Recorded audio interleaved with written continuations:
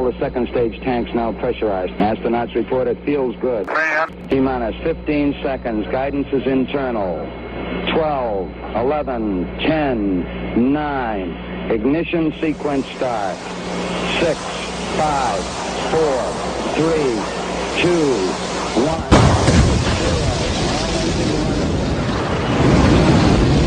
Like a furry torpedo to the jugular. This is Honey Badger Radio. Radio with bite.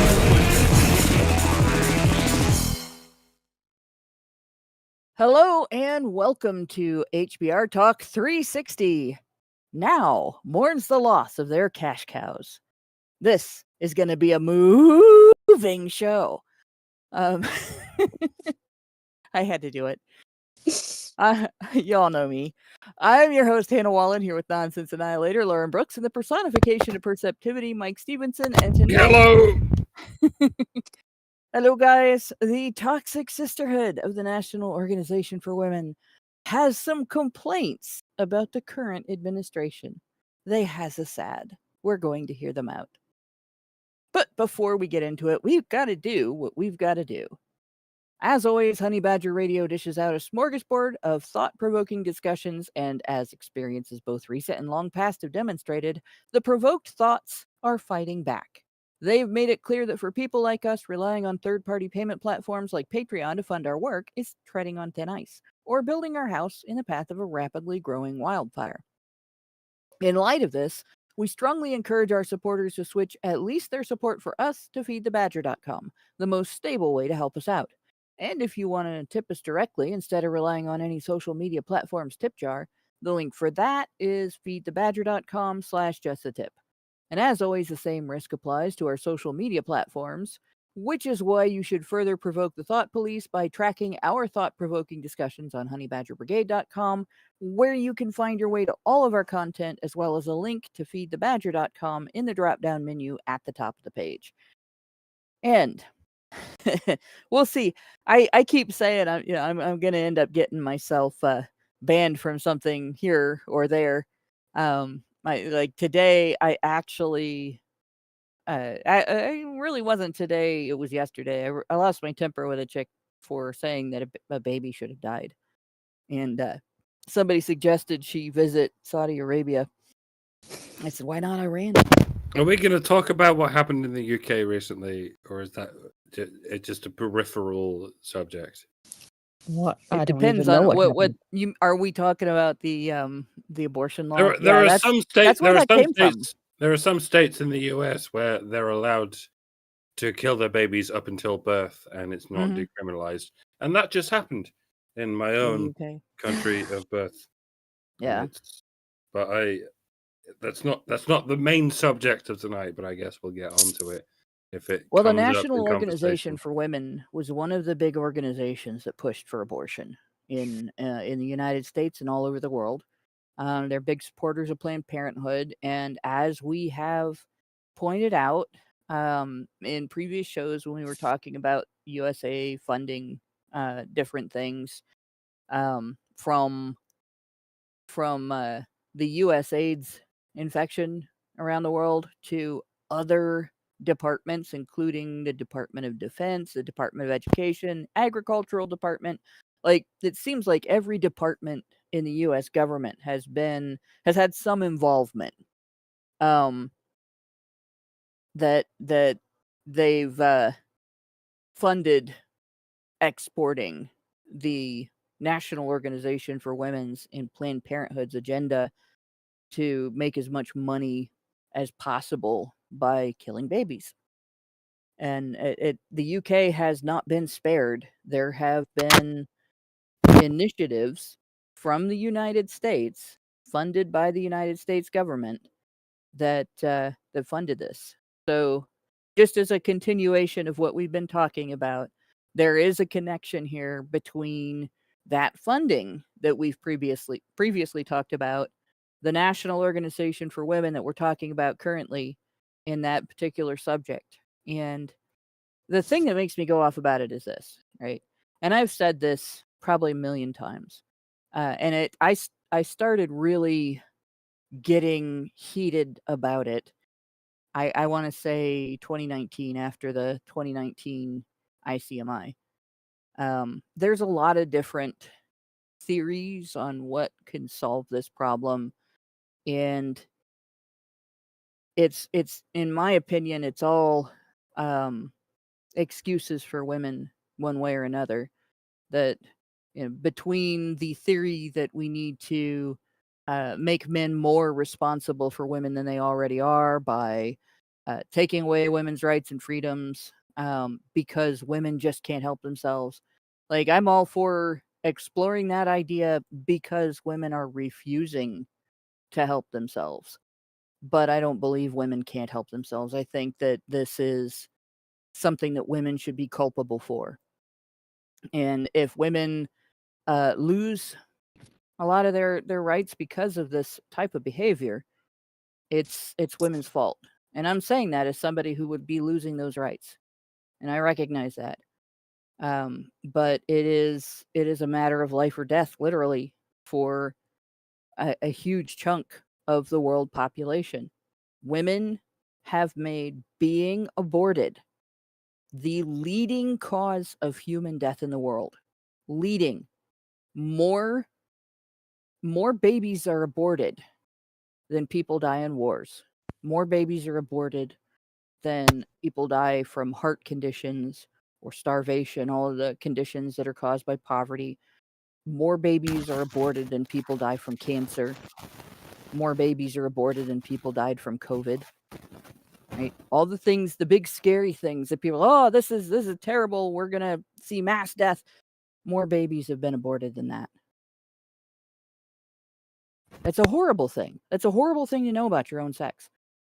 Right? Men built things like the Sistine Chapel. Men built hospitals and roadways and things that take us into outer space.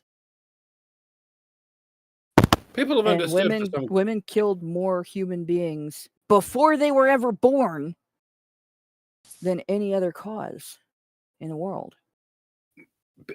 People have understood for some time, and by people I mean boomers, the people whom Gen X like to blame for everything. But boomers have understood for some time that one nightmare scenario is that your daughter comes to you saying, "I'm pregnant."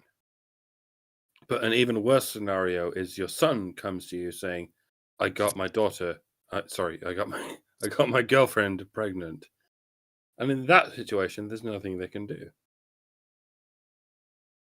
Like if your daughter gets pregnant, then you have some options.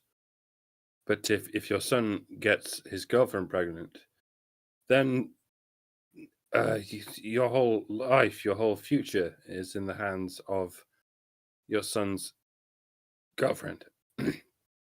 Because she has all the options. He doesn't have any options. He can do his best to convince his girlfriend of what he wants to happen. But that's all he can do. He can try and convince his girlfriend of to whether he wants the baby to survive or whether he wants it not to. And we can argue about that till the cows come home. But at the end of the day, he doesn't get a choice. Like I say, even the boomers in theoretically in charge cannot do anything about it if their son gets his girlfriend pregnant, because she has the power to decide whether your life is destroyed or not in one way or another, because either she could decide that she's going to have your son's baby and of all the implications that happens to that, or she decides not to have his baby and all the implications that comes with that. And yeah, in either case, it's a head fuck. But at the end of the day, it's her decision, and entirely her decision, and that has been the case for the last 50 years or so, or something like that. In fact, in the United States, this is some history that if you're a millennial or a Zoomer, this is going to surprise you. abortion was not universally illegal before Roe versus Wade. In fact, the year prior to Roe versus Wade, there were almost as many abortions done as there were the year after. We're talking over 200,000 in the United States, and I think the top in the United States up until recently was in around 700,000 for in 1 year. So as it took quite a bit of time to get up there too, couple decades. But in any case, it's something that it wasn't being tracked for a long time, and then when they started tracking it, it was largely women going in to medical facilities with health conditions that the medical facility deemed a solid reason for her having an abortion. And depending on what state you were in, the reason could be anything from, if you try to carry this baby to term, you're going to die, to you feel bad about being pregnant and you might kill yourself. Right? Or it's affecting your mental health without any kind of actual life-threatening, right? So it's dishonest when abortion advocates act like abortion restriction was you can't get an abortion no matter what prior to Roe v. Wade, and afterward it saved all these women's lives. The reality was very different from that. And even the way that it's portrayed in Call Jane, I just the trailer for that contained a bunch of lies. So the film itself just is one big straw man full of falsehoods. And one of the big falsehoods was that, if a woman went to one hospital and tried to get an abortion done, she couldn't just go somewhere else for, a second opinion. And if they said no, and that it was common for hospitals to just say, no, we're not going to do that procedure if they were getting paid for it. The reality is hospitals have been, oh, you want to have a surgery? Yeah. Have you got this much money to pay for it? Okay, let's go. For quite a long time, because they want the money. And in fact, there's been an issue of hospitals doing unnecessary testing and unnecessary procedures for quite a long time because they want the money, especially now that insurance pays for a lot of stuff. But even just if they know you can pay out of pocket. So that the whole thing has been one big lie from the beginning. And now we're in a situation where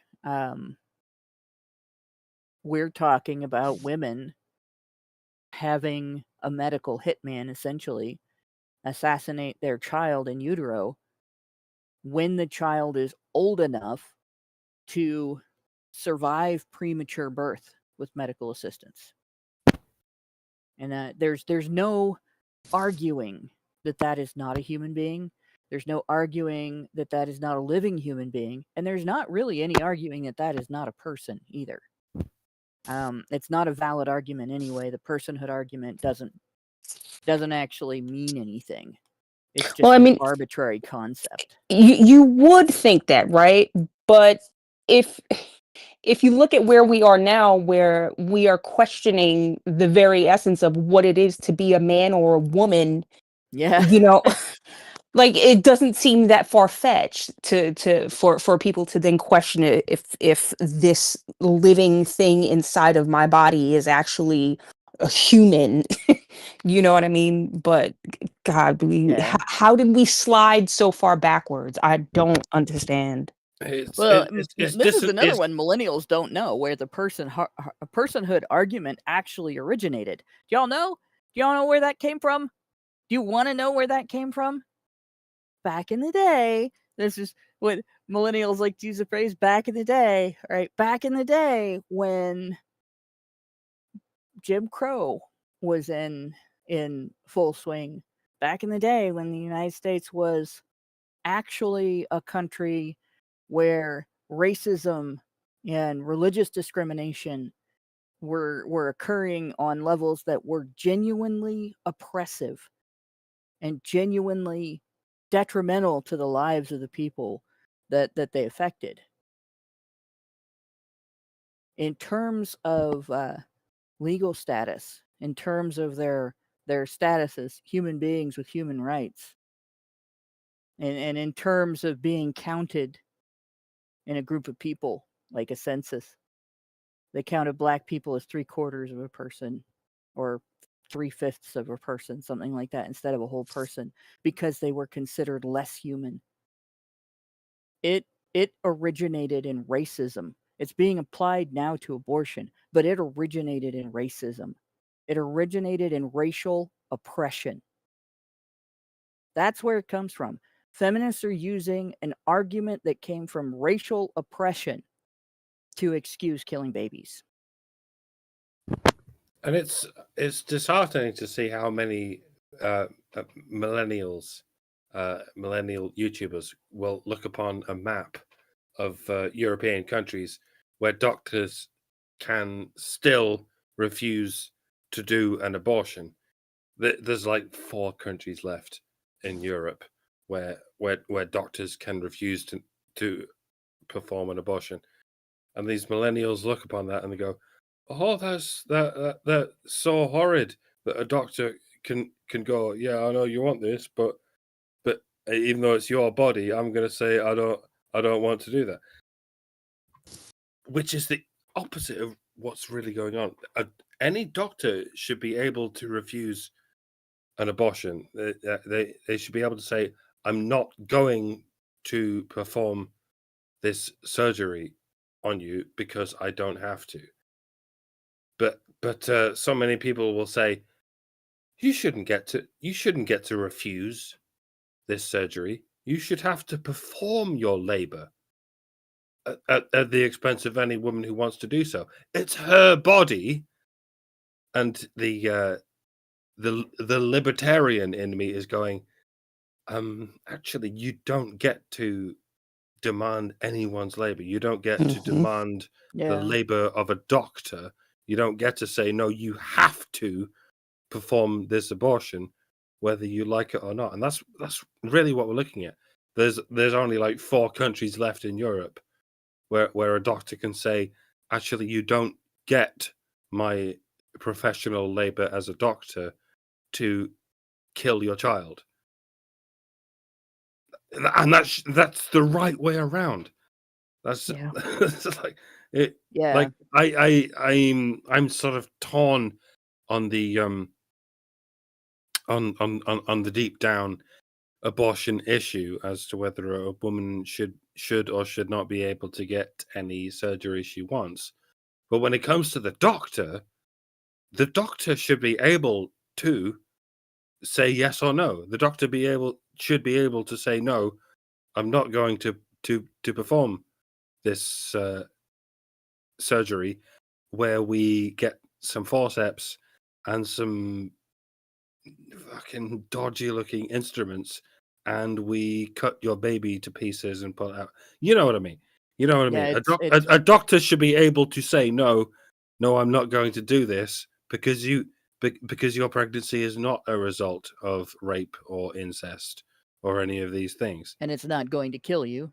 Yeah. Because most of the time, in fact, in the United States, which has one of the higher rates of maternal death, which includes, by the way, not just death during pregnancy or childbirth, but during the first year after, and not always from reasons that are caused by the pregnancy.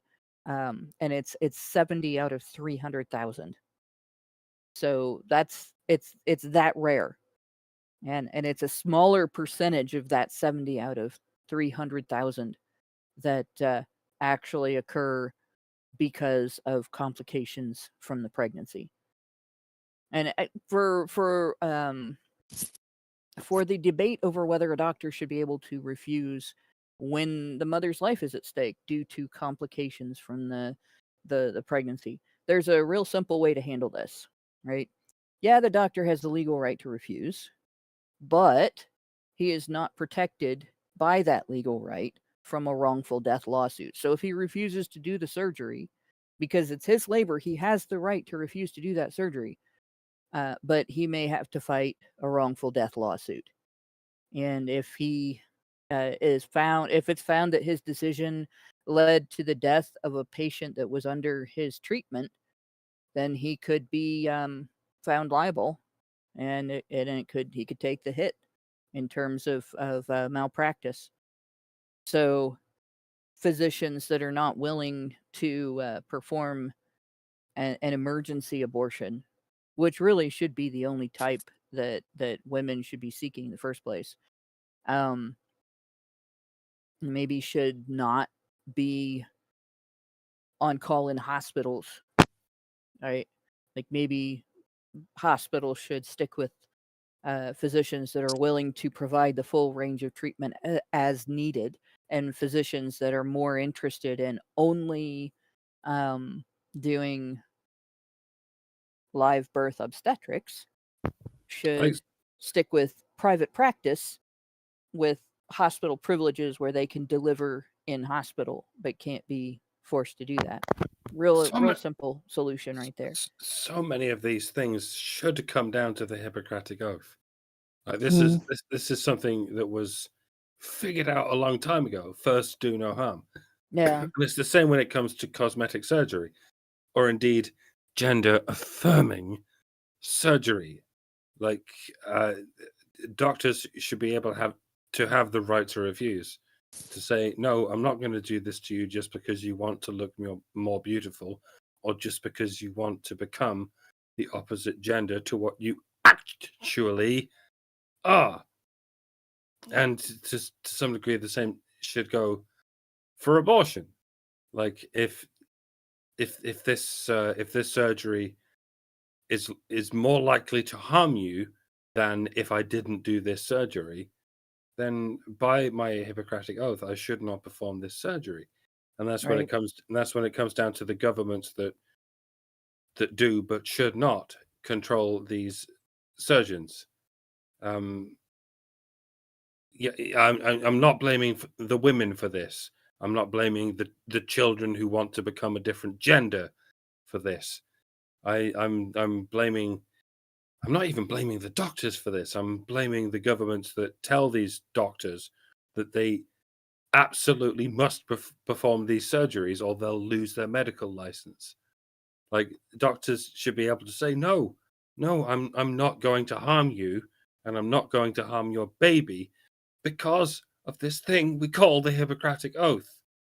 Like, Yep. if I'm not going to perform any surgery unless it saves a human life. And yes, there are some pregnancies that must be performed, because if they weren't performed, then the mother and the child would die. And yeah, there are some pregnancies in which if you attempted to birth the baby, then both the baby and the woman would die. That is a like situation. tubal pregnancies. You can't carry to term in your fallopian tube. It doesn't. You will eventually rupture, and you will bleed internally, and you and the baby will both die. And you can't carry far enough into term for the baby to survive premature birth in that circumstance, right? Those instances are very rare. Really rare. Yeah, exactly. Extremely rare. And surgeries in which children or indeed adults insist that they will become suicidal if they don't get their genitals cut and pulled inside out. I you know where I'm going with this. I mean, yeah, or what do they call it when they take off part of a dog's tail? Docked. Mm-hmm. We need to stop docking boys. Okay, they're not dogs. Yep. And their genitals are not a tail, and their skin is not an unnecessary part of their body. It's the largest organ in the body, and the first line of defense against surface germs in your immune system. And it's actual bullshit to claim that he's safer from germs if you cut off part of that biggest organ in his immune system, the skin. That's bullshit. Everybody knows it. It's almost impossible to rationally argue in favor of cutting that. In fact, I would say it is impossible. There isn't really a single argument that isn't citing information that's been discredited or emotional in favor of that procedure. So it needs to be stopped as well. But that we're getting a little, in terms of all of that, we're getting a little sidetracked. And I'll go ahead and yank it back to the National Organization for Women. So the National Organization for Women, like I said, they're the ones. What's happening in the UK was pushed by the National Organization for Women in the United States and Planned Parenthood in the United States, federal funding from the United States.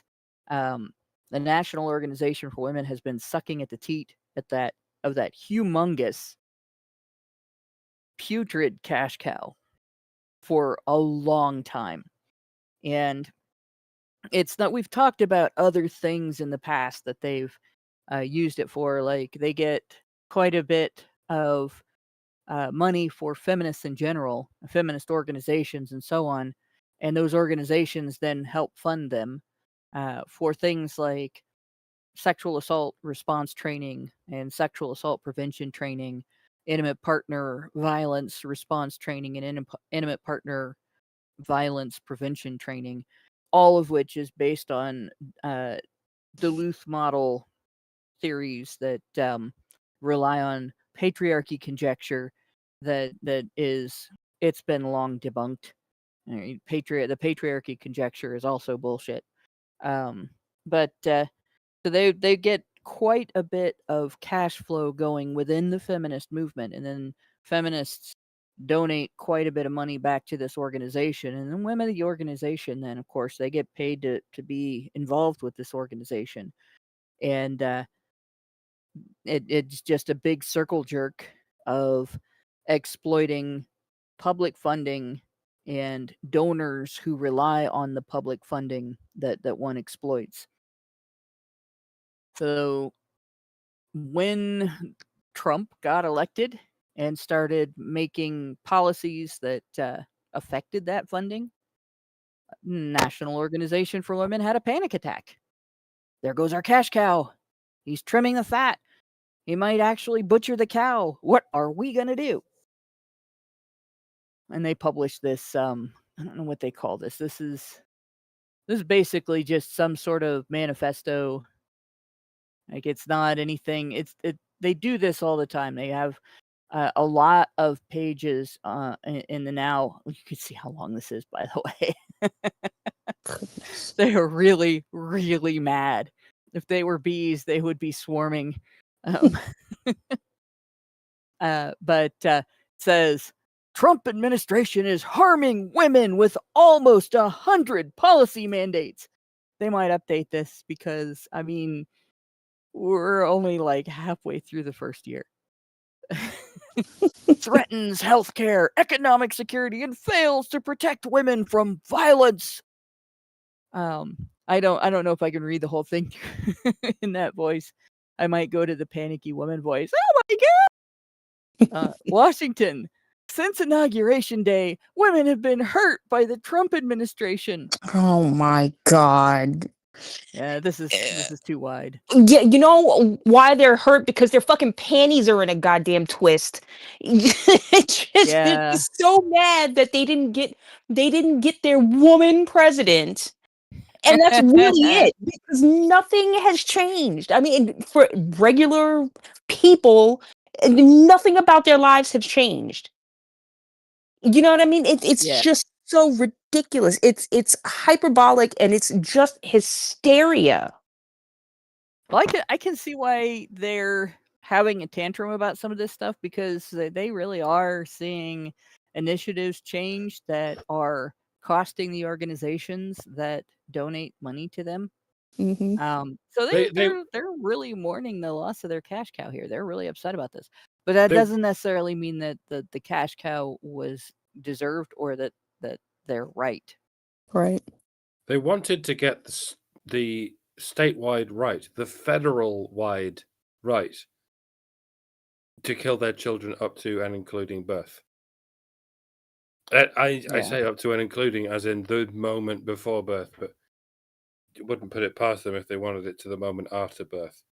Because there have been feminists talking about post-birth quote unquote post-birth abortions. And they frame it as they want to be in control of their own bodies. But at what point is it someone else's body? Like how far back and how far forward you have to go before it's someone else's body? And the answer is there's no limit. All bodies belong to women.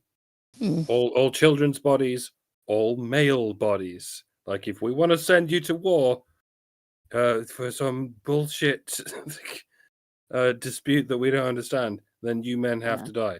And if we don't want this baby, then even if it's fucking 10 years old, then we still get to destroy that baby. Because otherwise we would be in charge of that baby, and we shouldn't have to be in charge of that baby. This is my body. And so is that 10-year-old's body. That 10-year-old's body belongs to me. And my 30-year-old husband belongs to me. All bodies belong to women. That's what it comes down to. So girl math here, all right? Girl math is if it came out of your body, it's part of your body. Unless it's, your period or poop or pee or any number of other things that come out of your body that are not part of your body, right? But if it come out of your body, it's part of your body. And nobody else is involved, and it's your decision, and it's not part of anybody else's body. Nobody else has any connection to it whatsoever. But if you decide to give live birth and then retain custody when you don't have to, suddenly, then, well, it's not actually just part of your body. The father's DNA is involved too, so therefore he owes you money. Girl math, right? And it's really a pathetic set of excuses, and I'm gonna go off about this because it's women self-sabotaging their families, their communities, the greater nation around them, the lives of the men in their lives, and so on. When they do this, were you not in control of your body when you decided whether or not to engage in abstinence? And you said, I'm not going to abstain. I'm going to fuck that guy, right? Okay. Were you not in control of your body when you made that decision? Were you not in control of your body when you decided who? Well, like this guy over here, he wants to be really dedicated. He wants to be a dad. He wants to come into my life and marry me and support me and raise a family with me. I'm going to fuck that guy over there who's standing on a street corner, has no job, wears his pants at half-mast, has a rap sheet that's longer than my arm, and 27 tattoos on his face, right? Were you not in control of your body when you made that decision? Were you not in control of your body when you decided whether or not to use birth control? When you decided how many types to use? When you decided whether or not your consent to him relied on him using a condom? Were you not in control of your body during those times? You're only in control of your body if somebody lets you kill your baby? That's the only time you're in control of your body? If that's what you think, you're a moron. And you shouldn't be running around without a chaperone. And I'm not in control of his body or my body or my child's body, but all of these bodies belong to me. That's the logic they're trying to give to us. I don't have any responsibility for any of these bodies, but I have ownership of all of these bodies. All of them. Yeah. Yeah. And that's essentially, like, this is why I'm so disgusted, with the whole abortion movement, with the whole child support argument. Every last bit of it relies on ignoring the fact that a woman's control over her body doesn't start after a child is conceived. Right? She's been in control of her body the whole time. And it's just pathetic that women argue as if that's not the case. Like, who kidnapped your body? Who took control of your brain and went off and screwed some guy that wasn't going to marry you and raise a child with you? Who decided not to use any of the multitude of forms of birth control that we have available to us? We have barrier methods, we have chemical methods, like we have IUDs, we have implants, we have all kinds of different types, subtypes of those, plus demanding that he use his one type of birth control available to him till next year when Plan A comes out, and then the child support game might just be over, depending on how many men decide to buy into it. But you don't feel like you had any control during all that time? That's failure right there. And if you can't recognize that, then you can't succeed in your life. You will trip over your own 2 damn feet every single day, and then you're going to pretend somebody pushed you down and cry instead of getting back up every single day for the rest of your life. If you cannot acknowledge who is in control of your body when you are making your decisions about sex and reproduction. And if you're making the magic vagina argument, whereupon a woman's magic vagina bestows personhood on a living human organism, that's just as pathetic. It indicates that you haven't actually engaged in any thought process. You're just picking an arbitrary point in time that provides you with an excuse. If your whole life is about making excuses, you will spend your whole life wondering why men have it so much easier than you do. They don't. They face accountability every day, and they improve their decision-making process as a result. And so it looks easier because they are not making the same mistakes that you are making. They can't afford to. Real simple. But yeah.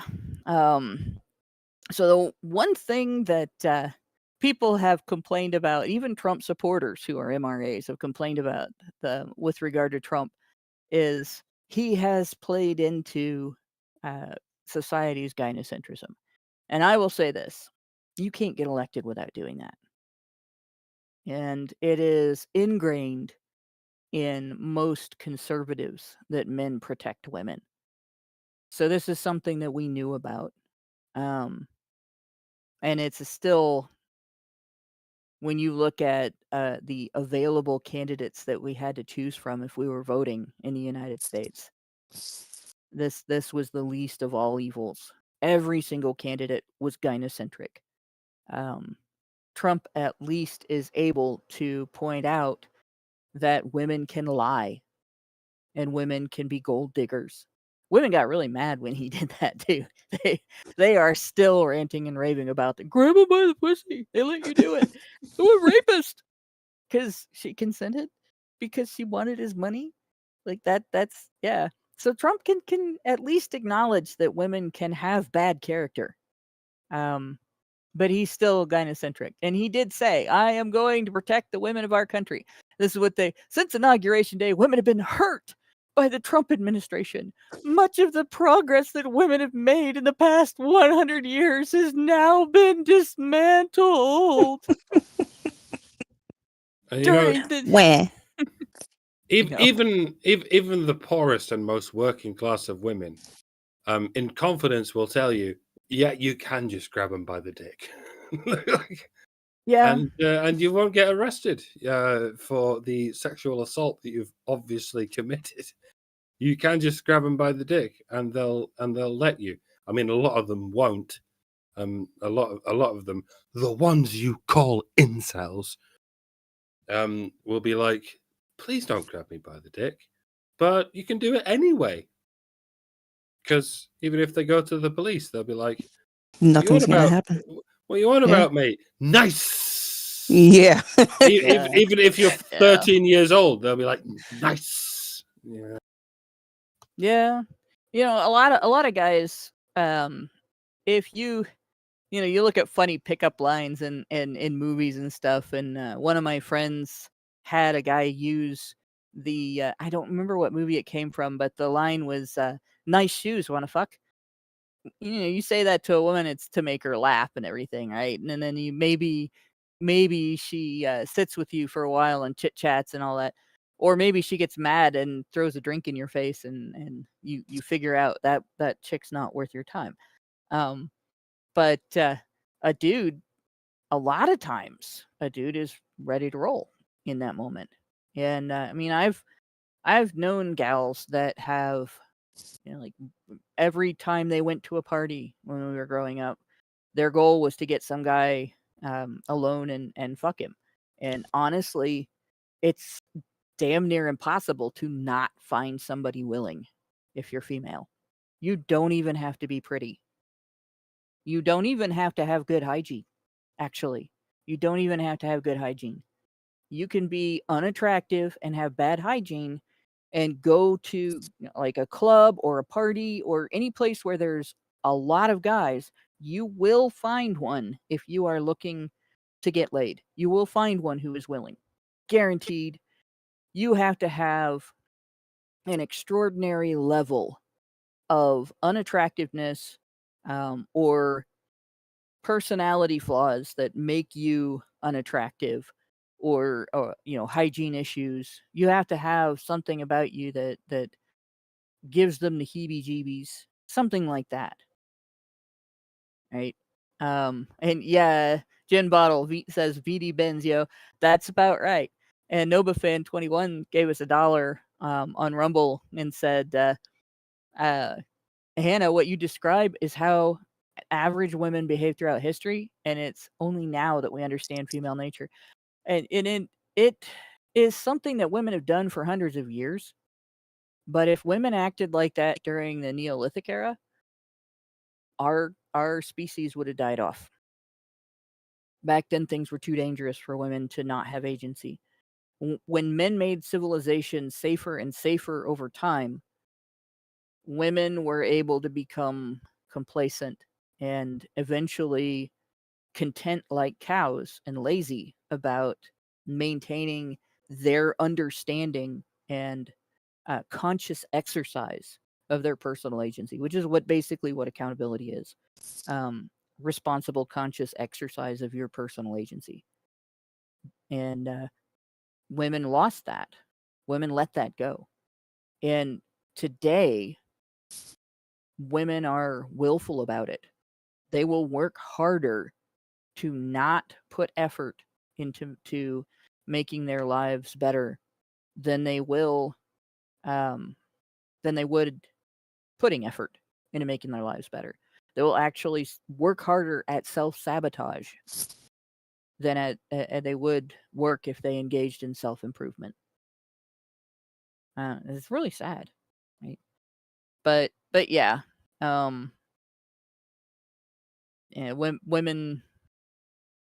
women need to get back to their roots in those terms. But the progress of the last 100 years that they're talking about, let's see what they have to say here. During the 2024 campaign, President Trump said, "I am going to protect the women of our country." The exact opposite has happened, and women are less protected. And they're serious when they say this. They're actually serious. Each month, the National Organization for Women now will update reporters on what the Trump administration has done to directly harm women. So I don't think they understand the word directly. No. We'll just start there, because I haven't actually seen Trump in person ever. So, and I'm a woman. And they're what they're talking about affects women as a group, not women, a woman specifically. So I'm sitting here thinking, how is it affecting anybody directly? I have seen Trump in person. I stood less than 3 feet away from the man, and I survived. Did he punch you? Did he grab you by anything? In the vagina, directly in my vagina. Yeah. Did you have your cat with you? Oh my god. So yeah, they don't understand. It's like literally, this is an incorrect usage. I have a complaint. But directly harm women. For all the stuff we said about how Trump will change things, we didn't mean he'd change everything. Like, none of us were under the impression that he would become a men's rights advocate. Like we know that's not going to change for the next 5 or 6 presidencies, at least for the next 50 years or so. Just like we were never under the impression that you would ever get a president who doesn't suck Israel's dick. I know there's a bunch of people telling me, "Oh, look what's happening now, mate. Trump's just like Bush." Yeah, I figured he would change some things. I didn't think you'd ever get a president who doesn't suck Israel's dick. Like, I mean, Kamala would have, whatever, and it would have been even worse. But you never had an option of a president who wouldn't suck Israel's dick, or a president who wouldn't suck women's dicks. However you slice that. We're getting there by by one small step at a time. Like, it's going to be a long time before you get any president who gives the slightest shit about men's rights or about leaving the Middle East to itself. That's not going to happen probably in our lifetimes. We'll all be dead before you finally get a president who will leave the Middle East to itself, or who will not prioritize women's rights over men's rights. Like, I'm sorry if I didn't make that clear, but nowhere in the West in our lifetimes are we going to see an MRA president or an MRA prime minister anywhere in the West. So, sorry if I didn't make that clear. There's a lot of us that just wouldn't take the job. Like, well, and I mean, me personally, I'm not a leader, and I'm not an executive type anyway. But I think most of us are in that that section of humanity where we can see what's going on, we can see the pathways that would work to solutions, but our best way of doing that is to get more people to be aware of this, influence public opinion, and then start influencing the way that legislators work. And really, especially for, like, as being female, that's pretty much in my nature. Prior to women getting voting rights, that was the way women influenced politics. You look at maybe a bigger picture than just how is this affecting my family directly, and you look at different aspects of what might have caused it than maybe how men look at it, and you draw these things to their attention, and you get people to recognize what's going on and how things may be working differently than they thought. And then legislative change is affected by women not lobbying necessarily, but applying pressure campaigns. And so the National Organization for Women growing out of that is not abnormal, unusual, unnatural, or anything like that. It's just women going down the wrong path in terms of they're more narrow-minded than they don't look at the way that men are affected. They don't look at, in fact, they deliberately chose not to look at the way that men are affected. And it had profound detrimental effects on the Black population when they made that choice. But it is pretty typical historically for that to be the way women get things done, is to not necessarily be heavy into politics, but instead to be heavy into advocacy and pressure campaigns. NovaFin21 gives us $1 and says, except the experts taught me that grape is how humans reproduced all the time, so that's an easy explanation for how we survived. Remind me what female romance is, if not grape from demonic monsters. So I don't remember what we were talking about when that got posted, but I will say this. There may be experts that say historically rape was the norm, but they are defining it differently than against the will of the female.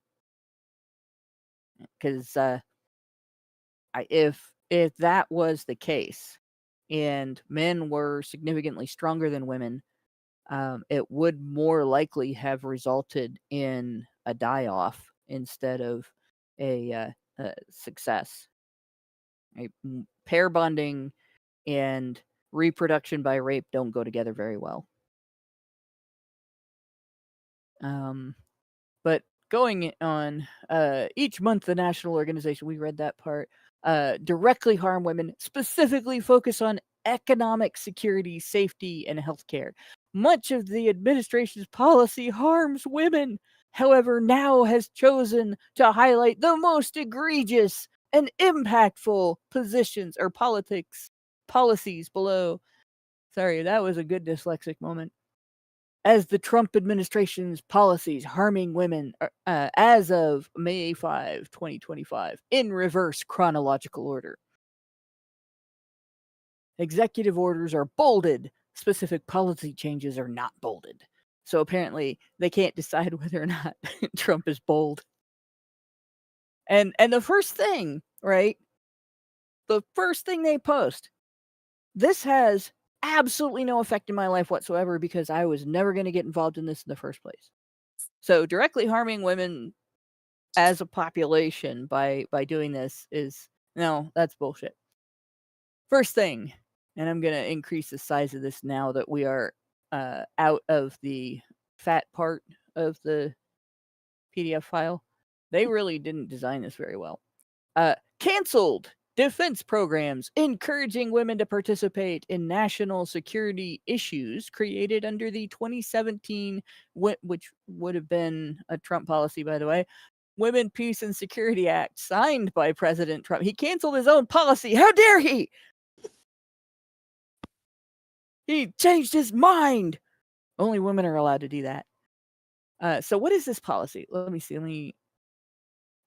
I'm not going to play the YouTube video of Trump saying he's going to protect women. But I opened their link to the New York Times. I have had to use an archive site to get past paywall here. Hegseth cuts program encouraging women to take roles in national security. The defense secretary said women, peace, and security program distracted from the core task of war fighting and that the Pentagon would no longer participate in it. And let's see. To increase the role of women in preventing and resolving conflicts all over the world. So the Women, Peace, and Security Act was signed into law in 2017. Mr. Hegseth said in a post on social media platform X, I just have to say, if you want to prevent and resolve conflicts, just tell us what's wrong. Yeah. Getting women involved in preventing and solving conflicts is counterintuitive, if you ask me. Just instead of going, you should know what's wrong, just tell us what's wrong. You know? And if you Women can't, create then world maybe you peace by shouldn't. not speaking to each other. If you can't do that, maybe don't get involved in politics. I don't know, maybe. This just in, women create world peace by crossing their arms and turning their backs on each other and looking off into the distance as if they are not in the middle of a fight. Not about the nail. No, it's not about the nail. So on X, he said, yet another woke, divisive social justice Biden initiative. So he mischaracterized it as a Biden initiative. It might have been something Biden started and Trump was like, okay, we'll do this. That overburdens our commanders and troops, distracting them from our core task, war fighting.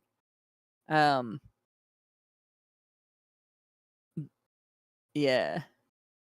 As a defense secretary, Mr. Hegseth does not have the authority to rewrite or overturn laws.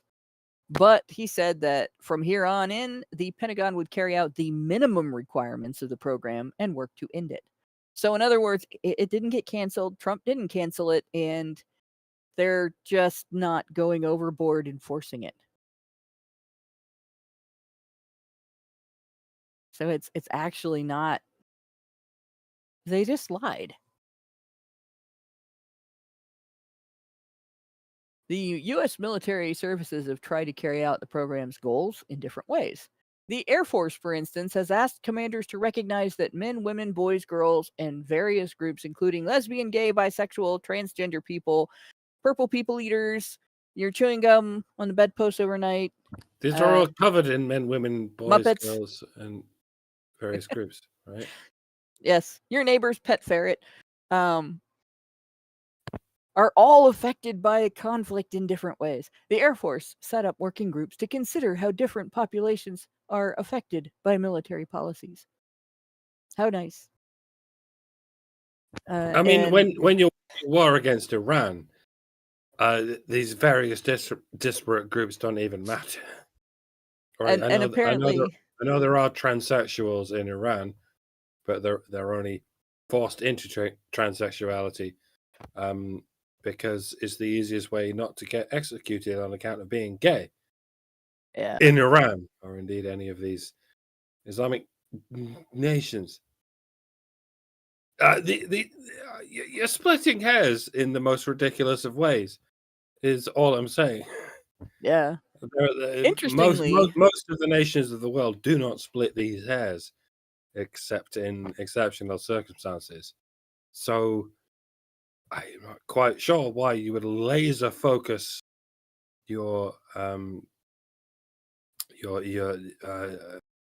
morality on these exceptional circumstances. Interestingly, the rest of this article is not about the subject. They just went off on a rant about Hegseth. They didn't like him. That's literally. I'm not kidding. But he did something else that we characterize as worse than it is because bad Hegseth. But in any case, it seems like this policy, the outcome of this policy was talk therapy in the military, which really didn't. He's right. This distracts from the mission of the military. The military is not there to coddle people. And are they going to decide differently if they're going to bomb a particular area? Like somebody comes along and says, "You can't bomb Tehran. There's a lesbian." That's not going to make a difference. I assure you, they will still drop all the bombs they want. Back to there we go. So, all women everywhere are apparently affected by this, by the way. He reasserted discriminatory efforts to block transgender military members from serving their country by escalating the issue to the Supreme Court via an emergency application, April 24th, 2025. So this one's interesting. the debate over trans women in the military, that is something that the commander-in-chief makes that policy. The commander-in-chief makes those decisions.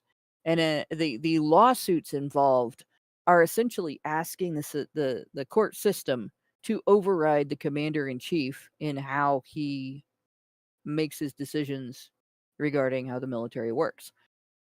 And so, like, it's literally his job. right. If the commander-in-chief does not like the outcome in a lower court, he has as much legal right as Jane Roe to take his case to the next higher court. Mm-hmm. And because this issue is a more immediate and compelling issue to the military than an issue where a woman is fighting to impose a uniform standard on all 50 states, rather than deal with the fact that different states have different standards with regard to a procedure that may or may not be considered healthcare by everybody. He has the right to get this expedited. Asthmatic rights now. Myopic rights now. I say this as someone who is very mildly asthmatic and sort of moderately myopic. I require glasses in order to see, and I get a bit wheezy in the event that I don't have an inhaler on hand. Can we compare this to someone who needs a constant injection of hormones in order to maintain the genitals that they need to keep inverted for the rest of their lives, and the hormones they need to keep injecting for the rest of their lives and stuff? Like, I'm kind of okay with not being able to join the army on account of being short-sighted and a little bit wheezy. Like, I'm sort of okay with that, and I've been okay with that for the duration of my life. I'm like, if I do join the army and they say you can't join the army because you're a little bit asthmatic and a little bit myopic, I'll be like, yeah, all right, fine. But these people are so mentally deranged that they feel the need to butterfly their genitals into a, I don't even want to describe it, but like, you have this, if you have the slightest medical issue, you won't be allowed to join the army. The slightest medical issue, and you won't be able to join the army. They do take people with talking about people with massive medical. They do take people with slight medical issues, but they do take people with. They change their standards on what medical issues you can have when joining the military in wartime, when they want more people in the military. The thing that people need to understand is, if I remember right, this policy didn't affect people who were done transitioning and just needed maintenance post-transition. This policy only affected people who joined the military and then wanted military insurance to pay for their transition. Yeah, and to be going through all these surgeries and therefore undeployable during that time. It's a different situation than being done with the disabling part of the surgical procedure. So that's the first thing I will point out. The other thing is, of course, they're half their sources on this have been like, as I went through and looked at stuff, there were a bunch of things. Their source was the New York Times. They don't like other publications very much, apparently. So this was another one. Lower courts had blocked the policy, saying it wasn't supported by evidence and violated equal protection principles. But the policy, they don't describe it in this either. It's not a ban on troops. It is a requirement that you be done with the transitioning part of your medical treatment and be post-op. So there's that. Then they're mad that he issued the order saying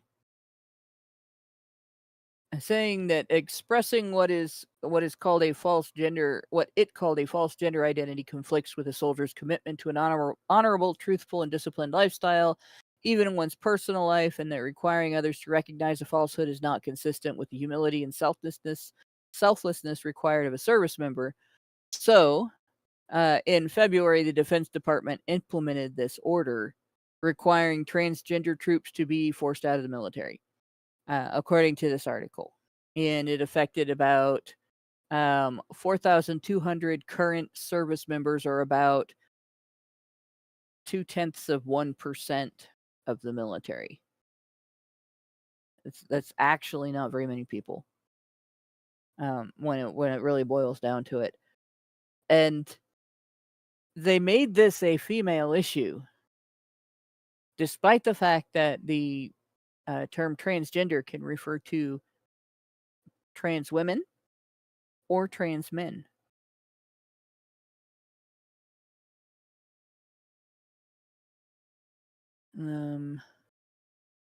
So basically their objection is that he expedited this. They're mad because I think they expect the Supreme Court to overturn the lower court.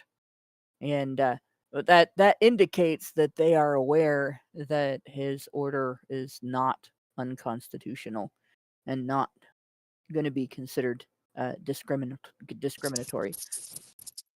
So essentially, they're mad that the president is doing what he has a legal right to do. Reduced equitable access to higher education. So I look at this one. This is executive order. So I looked up the. Let's get rid of this. Reforming accreditation to strengthen higher education, executive order. Right. And the part that they object to here, they really didn't. Yeah, banned higher education accreditors who consider DEI in their accreditation standards, which is how schools qualify to give students financial aid and Pell Grants. So to explain that, let's say Ohio State University wants to be able to give people a diploma that makes them eligible to get hired in hospitals as nurses. So you want to have their school of nursing be accredited, so you actually get a real nursing certificate. You can get hired as a nurse. If you go to another school and you want to become a nurse practitioner, you can go from your LPN to RN to the next levels of study and so on till you get that. And you don't have to go to the same school to get that certification because it's accredited by the same groups that accredit other schools. So you could transfer to Michigan University, or actually that would probably cause you to immediately burst into flame and die if you went to Michigan University State from OSU. But you know what I mean. You could go to any other state university. You could go to private universities as long as they had the same accreditation. And so when these organizations impose an arbitrary standard like DEI, it forces the universities then to impose that standard. And so if these accreditors are saying, well, we will only give you accreditation if you are actively discriminating against white people in your admissions so that others will have more seats at your university, or if you're actively discriminating against men in your admissions so that women will have more seats, then universities, if they want to make money, they have to prove to students that when you leave this university, you're going to get a job. When you leave this university, your degree is going to make you hireable. That's the whole goal of going. It's not about making a home here. Then the university has to have those policies. And so getting rid of these basically means the universities now have a choice. They don't have to do this. And that's got now pissed off. The policy says that, let's see, let me get past all of the reasoning because we already... the American Bar Association's Council of the Section of Legal Education and Admissions to the Bar, which is the sole federally recognized accreditor for Juris Doctor programs, has required law schools to demonstrate by concrete action a commitment to diversity and inclusion by committing to having a student body and facility that is diverse with respect to gender, race, and ethnicity. As the Attorney General has concluded and informed the Council, the discriminatory requirement blatantly violates the Supreme Court's decision in Students for Fair Admissions Incorporated versus President and Fellows of Harvard College. And though the council subsequently suspended its enforcement while it considers proposed revisions to standard and similar unlawful mandates must be permanently eradicated. So the policy then is they have to stop doing this. And the Section 2 provides a penalty.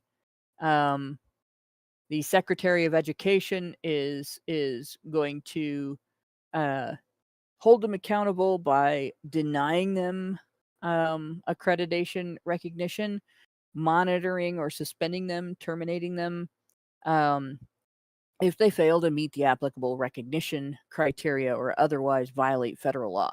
The federal law says they can't impose DEI requirements on universities anymore. That's what now is mad about here.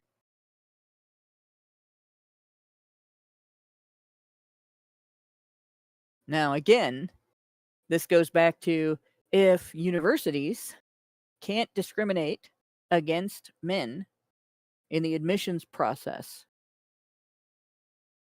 then women will not hold more seats than men in universities.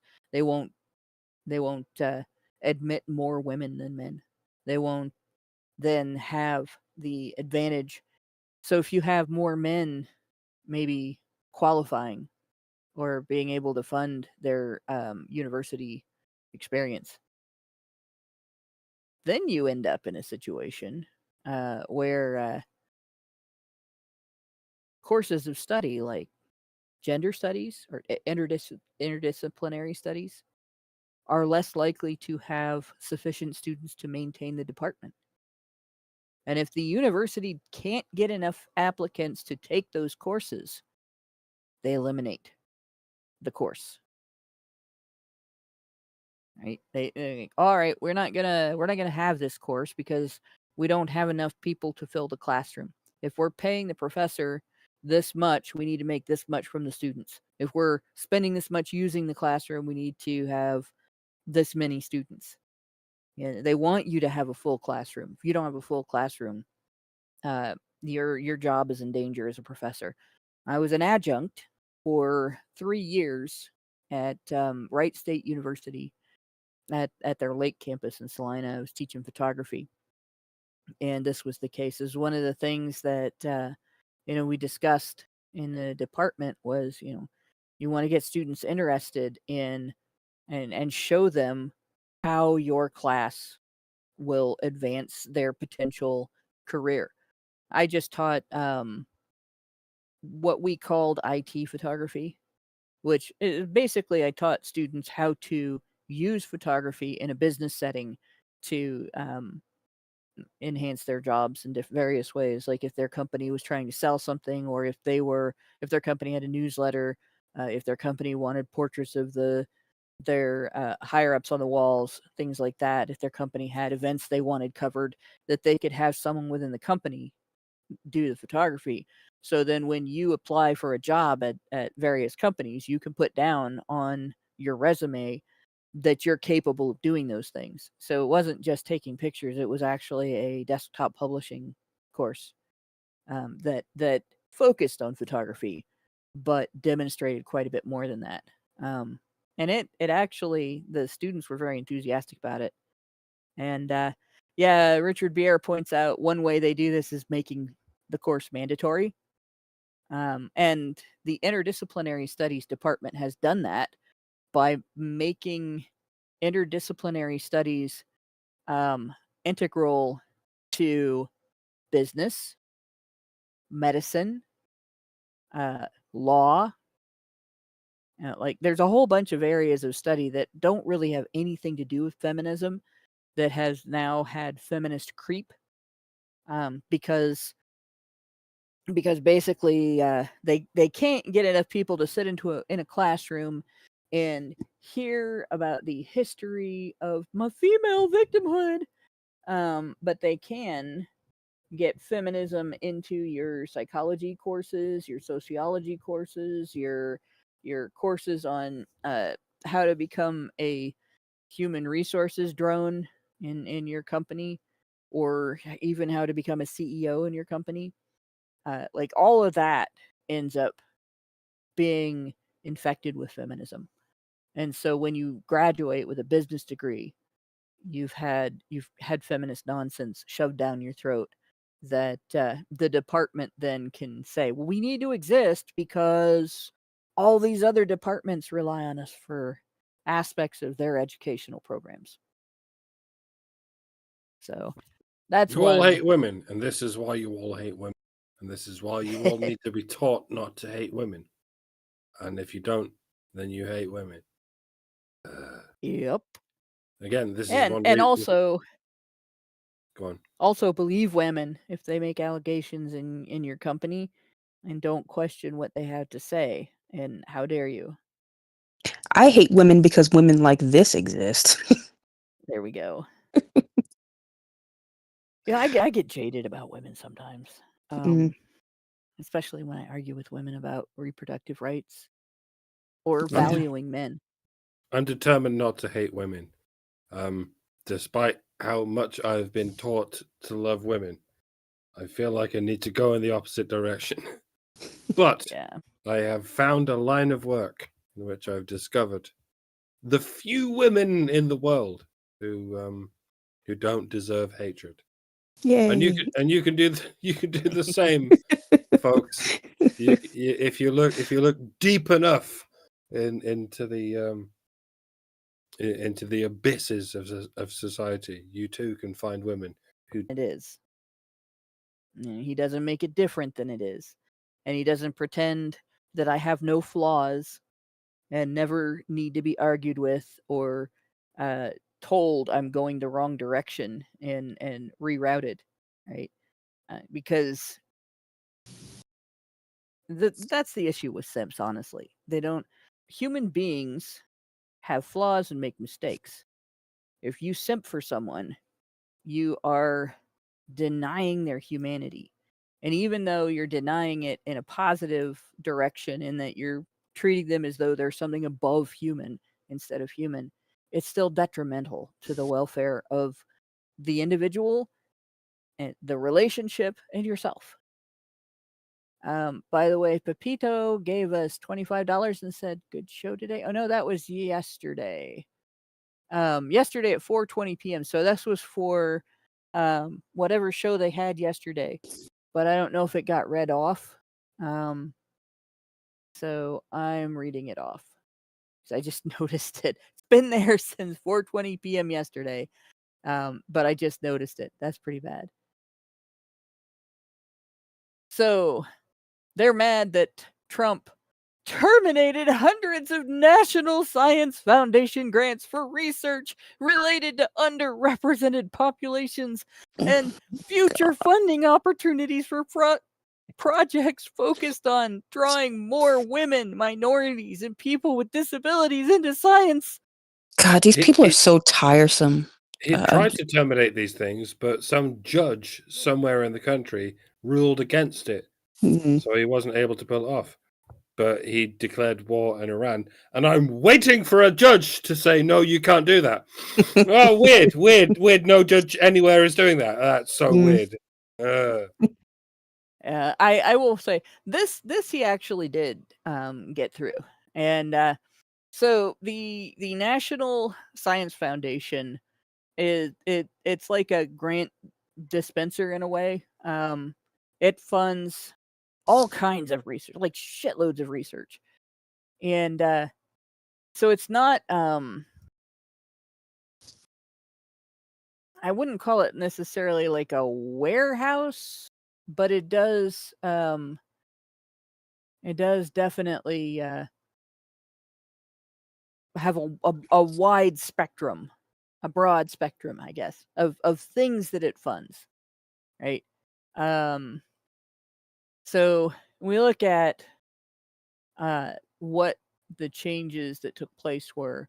I don't know what the old policy was, but the thing that stood out to me when I read this earlier, let's see. It's this paragraph, I think. These two paragraphs. So NSF's broadening participation activities, including activities undertaken in fulfillment of the broader impacts of criterion, and research on broadening participation must aim to create opportunities for all Americans everywhere. So what they're saying is their efforts at increasing people's interest in the pursuit of scientific research and in the pursuit of scientific advancement, that has to equally encourage everyone to get involved, every American to get involved. And actually, I should start back here.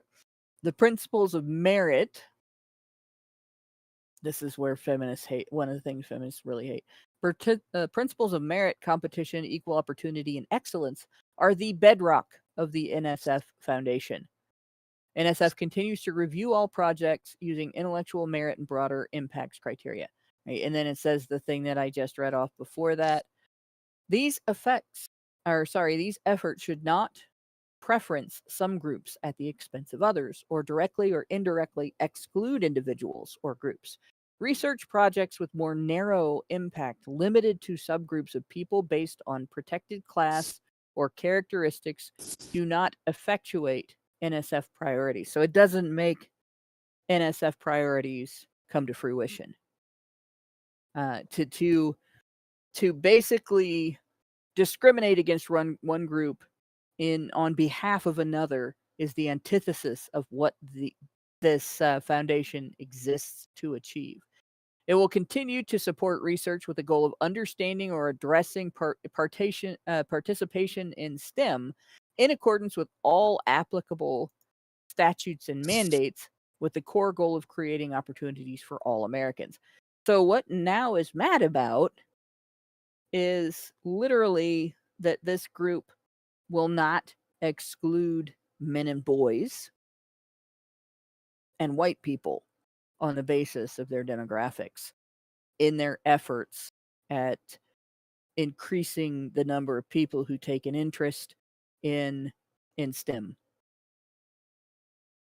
That's it.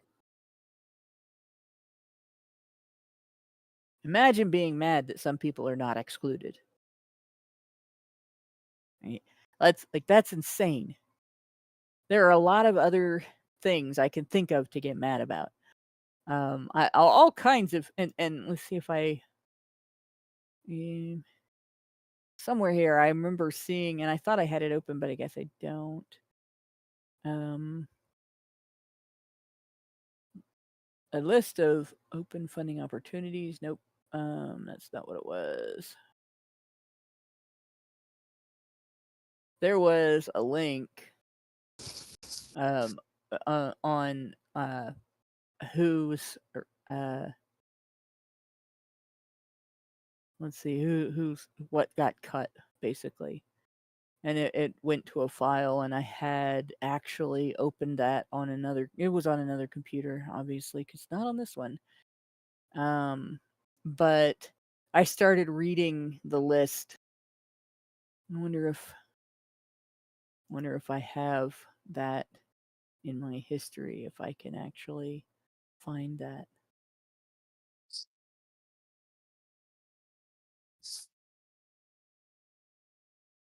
But what I discovered from that, really kind of strange. All of the things that have been discontinued are like these really weird, how do we get more gay, black, transgender little people involved in this one particular subset of research within the overall umbrella of social sciences. And then they had, $100,000 dedicated to this one. How do we do this? How do we get this tiny little group of people? No pun intended. No insult intended to anybody, but very, very minor minority of the population there, right? Really specific subset involved in this really specific subset of this really weirdly unnecessary end of research. And it ends up being the kind of thing where you look at this and you realize that they're essentially money laundering, right? So people do these studies, these surveys, or various subtypes of research on things that nobody is ever going to be able to use, and they get paid. And a lot of times it ends up being, well, you have this one individual that helped a politician, and now they're getting this grant to do this research that never is going to matter for anybody. Or you have this one individual that's being a thorn in everybody's side, and you can shut them up if you give them this research grant and shuffle them off to Buffalo to interview people all over the country on whether they consider it discriminatory that erasers are pink and not blue, or some shit like that. Please do not anybody fund that research. So there we go. Terminated hundreds of grants. I wonder if that link is the one that I had opened.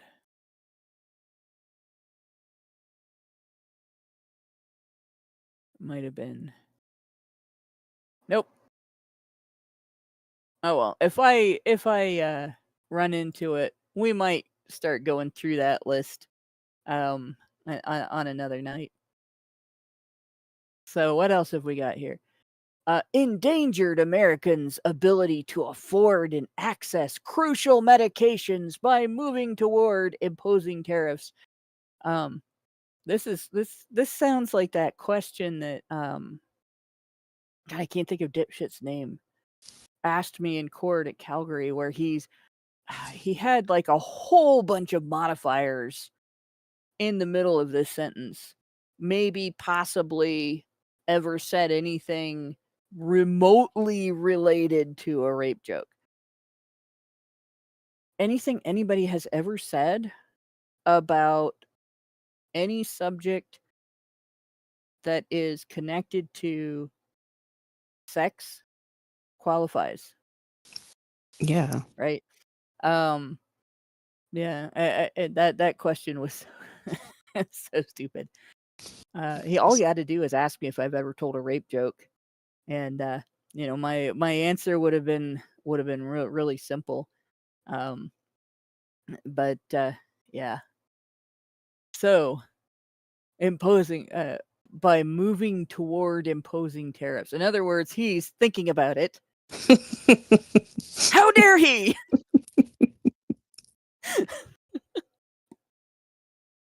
He's thinking about it. Oh my God.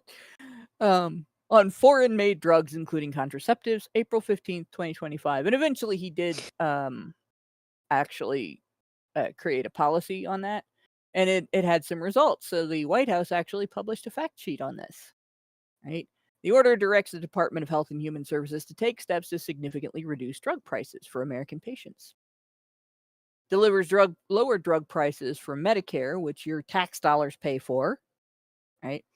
And the seniors who rely on it by improving Medicare drug pricing negotiation program. So, Medicare basically makes pharmacies and their deal with pharmacies I don't know how to explain this. Imagine if you were able to go to the grocery store, all right, and you look at the eggs in the dairy department, and you see that they have them by the dozen, and they have them by the half dozen, and maybe they have them by like the 18 egg carton. And you know what? I would like to pay for my eggs by the truckload, and then you just distribute them to the customers that come in with my card that says I paid for those eggs, but I want a discount because I'm paying for them by the truckload, right? Which is basically what your insurance company does too. If you have like Blue Cross Blue Shield or some other type of insurance, your insurance company does the same thing. And it's why if you take your insurance card in and you pay for a drug with your insurance card, the price that the pharmacy is getting is lower than if you take your dollars in or your credit card in and you pay for that drug. One difference with Medicaid, not Medicare, but Medicaid, is if you go in with Medicaid and you pay with your Medicaid card, and Medicaid basically says, here's the deal. If you're going to accept Medicaid, we're going to buy the eggs by the truckload, and we're going to pay exactly this much for them. And you cannot charge the customers over that amount. And you can't negotiate. We're just setting this. This is the way it is. Whereas Medicare has made deals with pharmacies on how much, and there are different types of Medicaid programs that you can sign up for as an old person. So you might get prescription drug coverage or you might not. But Medicare has also negotiated what you pay and so on. And you might have another type of insurance too that covers your drugs as well.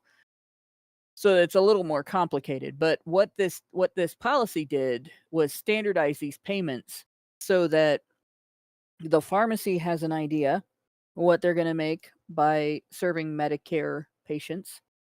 The people who are on Medicare can plan because they have an idea of what they're going to be spending, and the drugs are less expensive. For instance, the brags that they have put up here, they lowered. Let's see. Aligning Medicare payment for certain prescription drugs with the cost by which hospitals actually acquire them, which means their hospitals are not overinflating, they're not gouging when they sell these drugs, makes it 35% lower than what the government currently pays. Standardizing Medicare payments can lower prices by as much as 60%. Insulin prices for now. This is an iffy one too, right? Insulin prices for low-income patients and the uninsured will be lowered as low as 3 cents plus a small administrative fee. Injectable epinephrine for low-income patients and the uninsured will be lowered to as low as $15 plus a small administrative fee. And for people who don't know, when Trump ran for president in 2015, if you needed to carry an EpiPen and you were low income and your insurance didn't cover it, it was $600. Jesus. Right? Now, the reason people need to carry EpiPens is because they have an allergy to something that causes an anaphylactic reaction that can kill you in 5 minutes. So if you're not within 5 minutes of a hospital, you're fucked. Right? You remember that scene in shit, I can't think of the movie. It's the one where the kid bedazzles the football. It has the rock, and she has a nut allergy or something. This kid who is his daughter, that the mother has just left the child with him, and she has an allergic reaction at a restaurant. And rather than call 911, he just picks her up and runs to the hospital because you don't have time to wait for an ambulance to get to you in that circumstance. I almost died from an anaphylactic response when I was 4 years old. And I have the dumbest memory from it too. But I had ingested an allergen, and fortunately, by that time, my community had a hospital. Unfortunately, the doctor thought I was having a tantrum and didn't do anything right away. Oh my God. So I got to the point where my body was changing color. My skin was changing color due to oxygen deprivation. And you could see the swelling. And I could feel my throat closing. Like, I could feel the inside of my throat touching the inside of my throat, and I wasn't trying to swallow. Oh my God. And I remember that. And I remember, because I was a little kid, the doctor saying something along the lines of, if this doesn't work, I'm going to have to do a trach. Except I heard him say, I'm going to have to do a trick. And so I was like, well, at least I'm going to get to see him do a trick, right? If I don't pass out. And the next thing, he stabbed me in the chest. Oh. And so I was really mad. So he said he was going to do a trick, and then he stabbed me. That shit works really fast, by the way, and it's not anything like in the movies where like you sit up and you're all energetic. And no, man, I laid there on the table and just shook. But it did reverse the reaction. But that was a scare, and it hurt so bad. Like it burned like fire, and then my whole chest just hurt. And all I could do was lay there and breathe. But I could breathe, so that was a good thing. Right? Yeah. But if you're in that situation, you do not have time to wait for somebody to come and help you, especially if you've had the reaction already at an earlier point. Each time your body has that freak out, it's worse than the last time. And so people carry an EpiPen because something in their environment is so dangerous to them that they have to be able to either self-administer or trust somebody right there next to them to administer that drug immediately upon the start of the reaction so they don't die. And for it to cost $600 if you don't have insurance, usually people who don't have insurance, they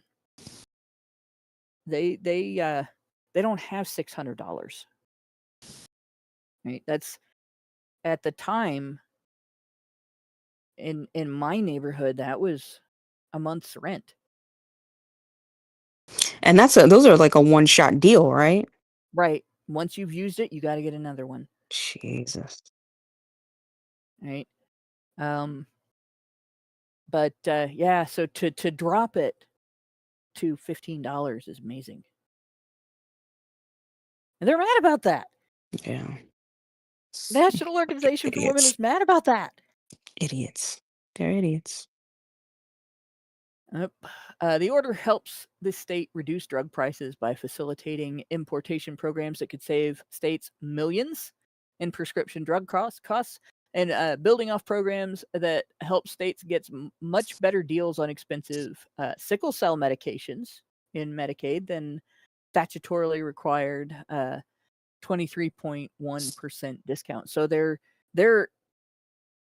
another one, right? That affects only a percentage of the population.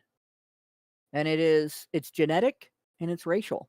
Mm-hmm. Now is mad that sickle cell medication might be less expensive. That's interesting. So again, you look at this, what he's basically done, drug companies in the United States had a higher price that they were charging us as Americans for drugs that they were selling us than they were selling overseas. And then companies that sold drugs overseas were flooding the market here with cheap generics, which they were still charging us more for than the people in their own countries. So Americans were getting screwed twice, and Trump pretty much put the kibosh to that by changing policy to require drug companies to give Americans, if they want to sell in America, they got to give Americans similar prices to what they're giving people in foreign countries, as opposed to upping their prices just because they're selling to us. So, yeah. At what point is this gendered, though? I have to ask this. Like, does now think that men don't use medications?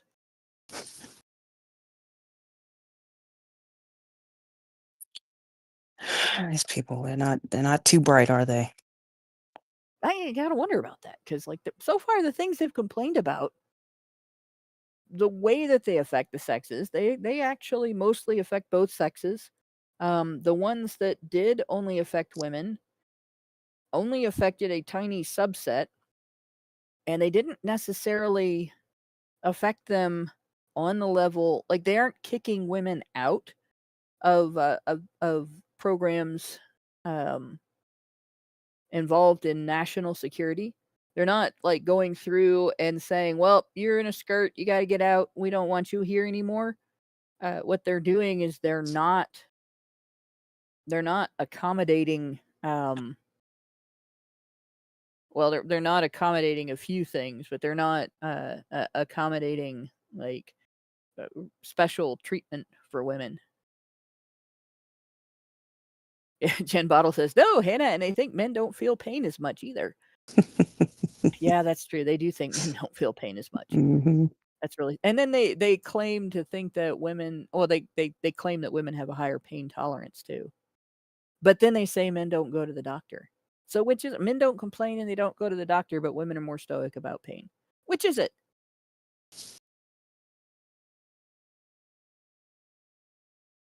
I'm not a real doctor. I wouldn't know. And we got another one here. Where is it? Yeah, John Doe says, I love not being allergic to anything normal, not even poison ivy. That's a weird one for you. All right. I'm allergic to everything normal. I'm allergic to grass. I'm surrounded by grass. I'm allergic to it. And I'm allergic to it twice. I have two different parts of the plant that I'm allergic to. Oh my God. When it's pollinating, I have one reaction. When the lawn mowing people come along and mow the lawn and I'm outside, I have a different reaction. Jeez. And that reaction also can be affected or can hit me when I walk barefoot in the grass. Hannah right? should have been killed like 1,000 times. I'm pretty sure she's the Messiah. Right? I am not the Messiah. I'm not. My name is not Brian. Exactly what the Messiah would say. I don't even have a jumper book. Come on. Or, well, I do have a shoe and a gourd. I have two gourds, but we're not talking about those. In any case, yeah, but I'm not allergic to poison ivy. I can lay in a bed of poison ivy, at least in my past experiences with it. I have actually done that by accident, by the way, and not had a single consequence. I didn't even get bit by bugs from laying in it. Nothing happened. Now, I wouldn't test that over and over again because you can develop a sensitivity even if you don't have it when you're young. But that always just shocked me because all sorts of things that are completely harmless to everybody else, my body panics when it comes into contact with them, right? But poison ivy, which most people get itchy blisters from, had no effect on me whatsoever. That's so crazy. Yeah. Nothing. Wow. I'm just a weirdo. That's what it is. Let's see. So, this is another one. Cut off funding from the Department of Education to Maine for allowing transgender athletes equal access to sports. Okay, that's a dishonest representation there. Now, I got to tell you where I stand on this issue, and it's kind of gonna look like a weird dance probably to a lot of people. So I was an athlete when I was in high school. I was never exceptional. I'm an asthmatic. I'm a nerd. I did well at hurdles. I was fourth place in my league my freshman year, and then that was my peak, and then I didn't do anything special after that. And I ran on the cross country team. Actually stumbled for most of the race forward, catching myself barely with the next leg, and sounding like I was trying to vacuum the course instead of running it. Right? I was never a really good runner, but I did it. I was never going to win anything, never going to amount to anything with that. It was more about battling like my own personal health conditions than it was about being great. And my teammates actually really supported me in that on an amazing level for me. But I experienced something that sort of influences my position on this, and that I ran with a state champion when I ran hurdles, and I ran on a second place state level team when I was in cross country. And I think one of our runners my freshman year actually finished first.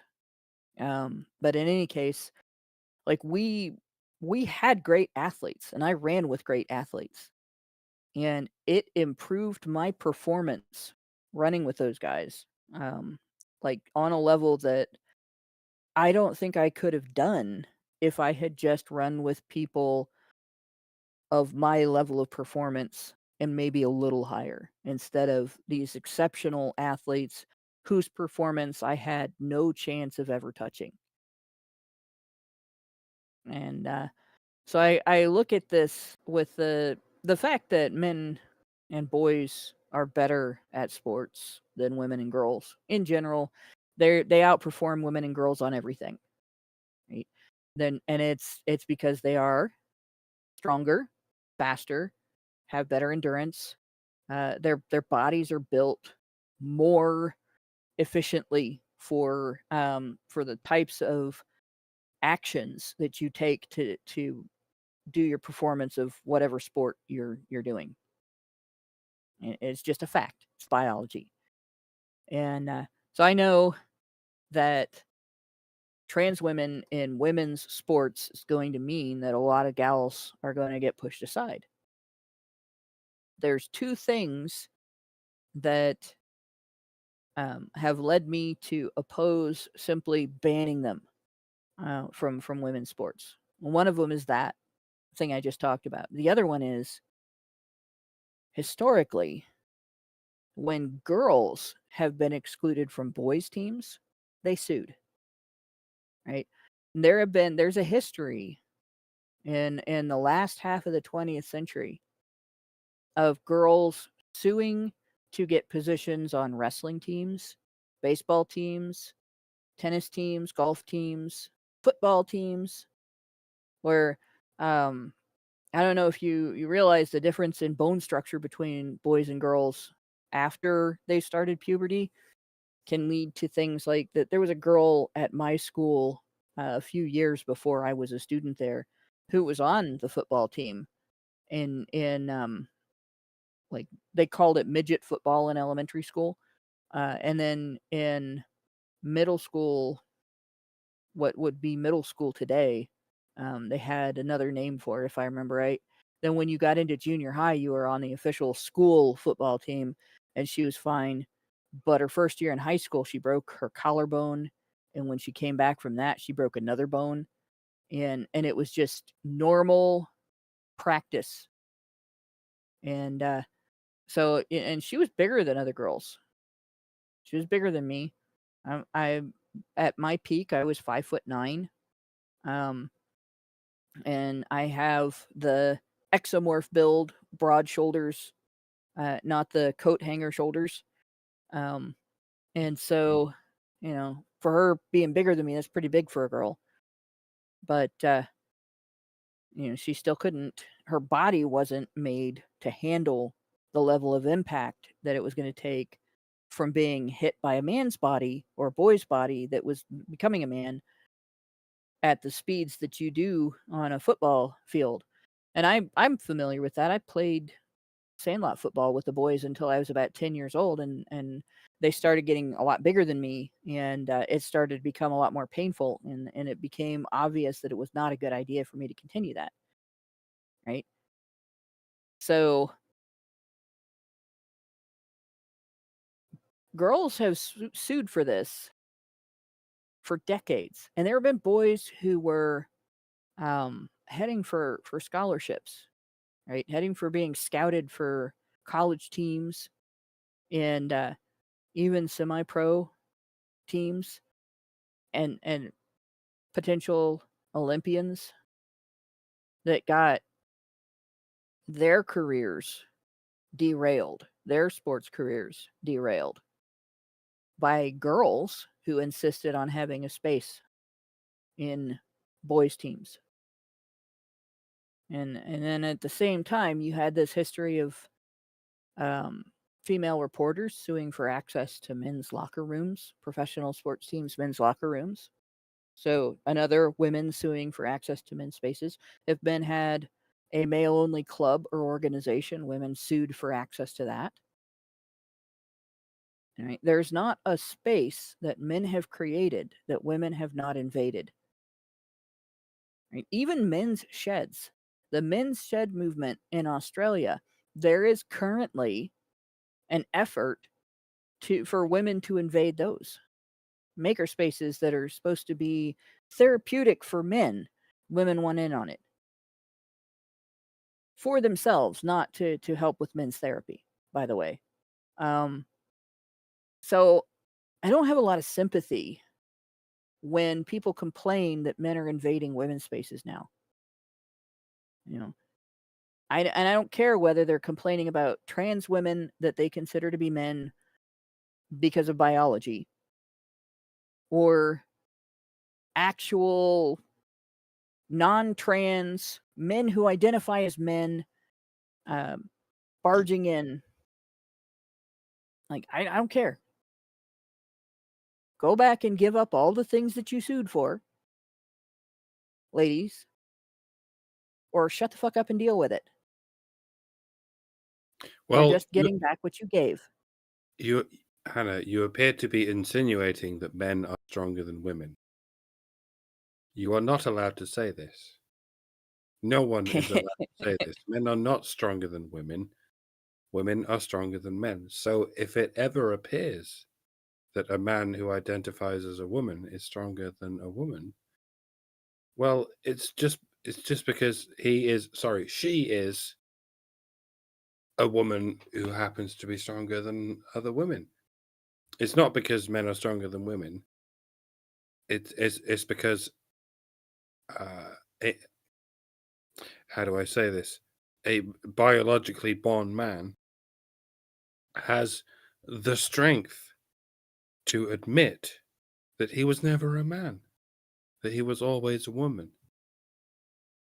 And that's what's important. It's important that men denounce their masculinity and that they admit that they were always women, because everyone is a woman.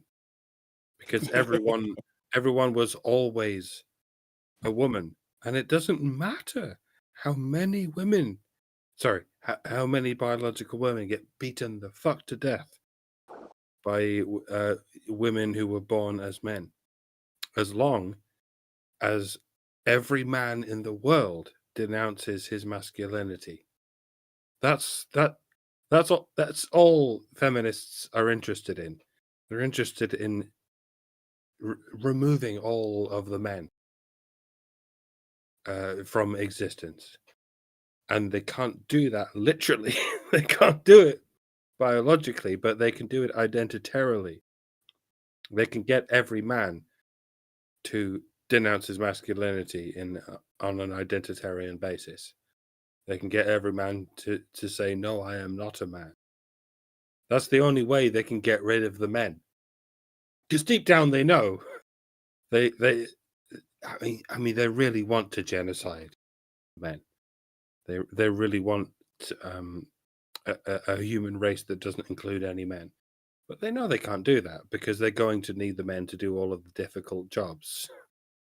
But they can get the men to denounce their masculinity. They can get the men to say, no, I am not a man.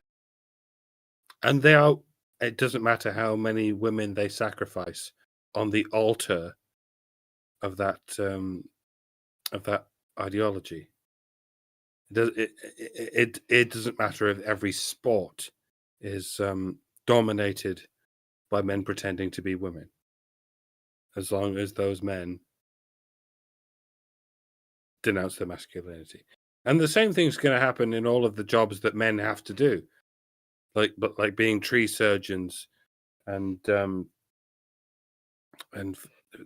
fucking crab fishers, and all of the jobs that men have to do that women all won't the labor do. behind the grid, by the way, the utilities grid, water, power, gas, trash collection, all of that. They know they can't actually genocide the men, but the next best thing they can do is get all the men to pretend they're not men, and that will do.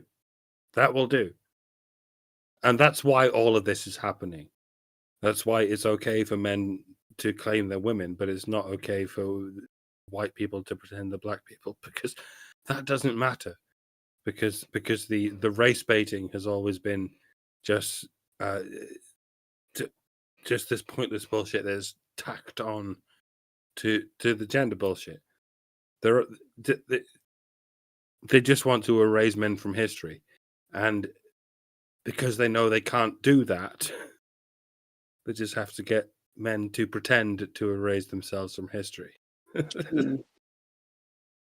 Yep, they want to erase men from history. They want to erase men from modern times. They want to erase men from everything. And they want women to get credit for things that women didn't do. They want women to get credit for things that women are not doing, and so on. But and when it comes to sports and spaces and so on, the egregious level of entitlement that women have engaged in, and are now, demanding like recourse for, it really takes the cake, right? And I mentioned the lawsuits to get into men's and boys sports. There's another thing that they've done. So everyone's familiar, if you're in the United States, you've heard about Title IX. You've heard it over and over again. Title IX, Title IX, Title IX. Anti-discrimination, blah, blah, blah, right? And the law originally was written in response to female agitation against universities' ability to have a quota system in certain areas, like law, medicine, and such, where they only reserved a certain small number of seats for women. And it was largely because not very many women went into those professions in the first place. And often when women would take those courses, they either didn't finish, or they didn't go into practice, or if they went into practice, they didn't stay in practice. So they didn't do the thing that universities need their former students to do in order for the university to maintain its prestige and attract future students. And that is make a name for themselves, have that nice diploma on the wall in their practice for people to see this doctor came from this university. Maybe I want to go to that university and become a doctor.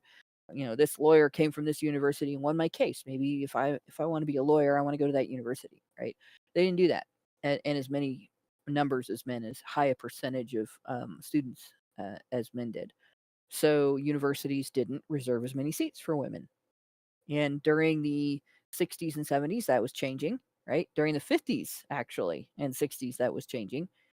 By the time Title IX passed, the quota system was going out of fashion among universities already. So the law basically ordered them to stop doing the thing that they were stopping doing. And they stopped. And then the administration went, well, now what do we do with this department that we've created for enforcing Title IX? Well, now we have to make it about sports. Okay, it's about sports. You have to have equity in sports, right? You have to have as many girl sports and as many girls participating in sports at your school as you do guys. As many women as men. And if you don't, we're going to have a quota system. If you don't, then we're going to penalize you. And so what universities ended up doing, like they tried to get more women interested, but that didn't work. So they started eliminating like the lesser profitable events at their universities, especially if their university wasn't necessarily known for that event. So things like men's gymnastics teams got the axe. Men's Olympic wrestling teams got the axe because, of course, their football and basketball programs were profitable, but those other teams were not. And they didn't have an equivalent for the gals. Maybe they couldn't get a football team, flag football or powder puff football going for the gals. So they couldn't make parity without eliminating some sport that men played and only having a women's team. And that it basically eliminated a lot of young men's chances at becoming an Olympic athlete. And it also eliminated that part of many more men's athletic experience in school. They couldn't go for those teams because those teams didn't exist. So if they wanted any athletic participation, they had to do something else. Well, if that wasn't like your normal sport, you're starting over in a sport that isn't your normal sport. A lot of guys just didn't go out for anything. And Meredith G pointed out the Department of Education was created under Carter a good 5 years after Title IX, and many men's colleges going co-ed and quotas going away. So they didn't really have a purpose with regard to Title IX ever. Well, then you get to the point where these universities have mostly achieved parity in sports. So now what do they got to adjudicate with Title IX? Now we're going to start doing the human resources thing with it, right?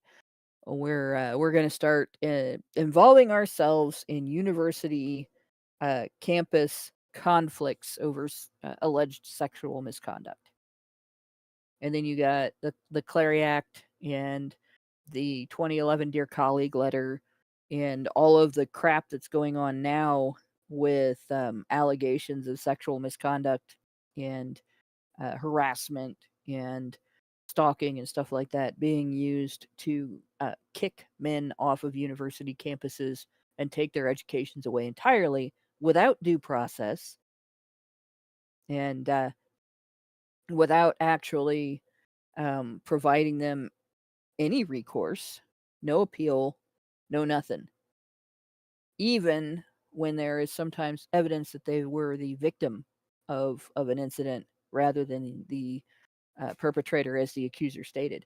And there are hundreds of due process lawsuits that have resulted from this. The courts have had to order universities to provide accused young men with better access to representation and ability to defend themselves against these allegations, basically to respect their right to due process, and so on. So there's been quite a bit there. It's migrated. It's had mission creep out the wazoo for the last 50 years. And it should have actually ended when it, was passed. Right? Once the schools started eliminating academic quotas, there was no reason to continue to have Title IX. Like it's just completely unnecessary now. Meredith G also points out what most people don't get is the quotas were really concerned about giving spots to women who were likely only in college to get their MRS degree and would never use their degrees. That's another fact. Back in the day, in fact, women used to joke about it. Oh yeah, I went to university to get my MRS degree. Back when it only cost, a few $1,000s as opposed to tens of thousands or hundreds of thousands to go to university. And they would participate in sports for fun, but they weren't necessarily going on to any, guys in university athletics. A lot of them were looking to attract recruiters for pro teams, especially in football and basketball, baseball, right? Anything where you could become a professional player. And they might get a degree in something related to their passion, like make themselves able to become a gym teacher if they didn't go pro, if they couldn't go pro, right? But they'd go into sports medicine, something along those lines. A lot of women just wanted to participate in sports because it was fun and challenging, and that's fine, but it doesn't merit forcing schools to get rid of men's athletic teams because you couldn't get enough women up for a powder puff football team. Let's see. Do we have any further? I don't think we have any further super chows that I can see. So I'm gonna put done here. And if we get one after this, I think we're gonna have to read it on the after show. So I'm not gonna continue to the next page. We finished page 1, and we'll start page 2 next week. And it's more of the same. Like you look at this, there's pages and pages, and it's all DEI. Huh? I'm just commenting on how fucking long this is going to take. We'll see. We might not have as much to say about later ones because we said it about the earlier ones that were almost the same. But yeah, this will do. We got to find something to talk about. Oh, there's plenty of things other than the shit everyone else is talking about. And yeah. At some point in the future, we are going to have to talk about Iran because there's a history. And that history needs to be talked about. And it needs to be talked about in reference to our discussions about voting rights and war. But we're not going to do that right now.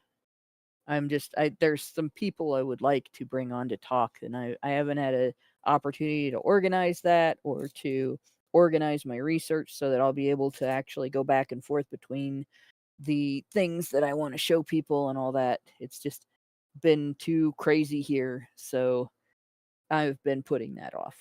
But eventually we will have that discussion because it's something that people really need to understand when they talk about who should be president, who should be the commander-in-chief of the U.S. military, what we should be doing in response to what other countries are doing, and so on. And what all of this has to do with men's rights? Does it have anything to do with men's rights? Yeah, a little bit. The fact that anytime we involve ourselves in a military conflict and the phrase boots on the ground gets tossed around, they're talking about men. They're not talking about empty sets of boots. They're not talking about men and women because there's almost never women sent into combat.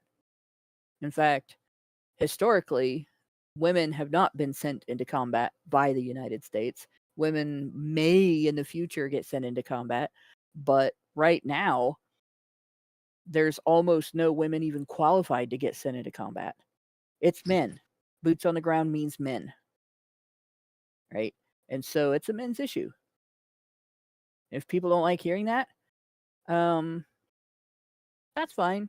You go listen to some namby-pamby wussy little show about makeup or some shit. But when we talk about this stuff, we're talking about the impact on men. Right? This stuff that we've been talking about today. You know who's funding all of that with their tax dollars? You know who gets taxed in the United States and doesn't get jack shit back?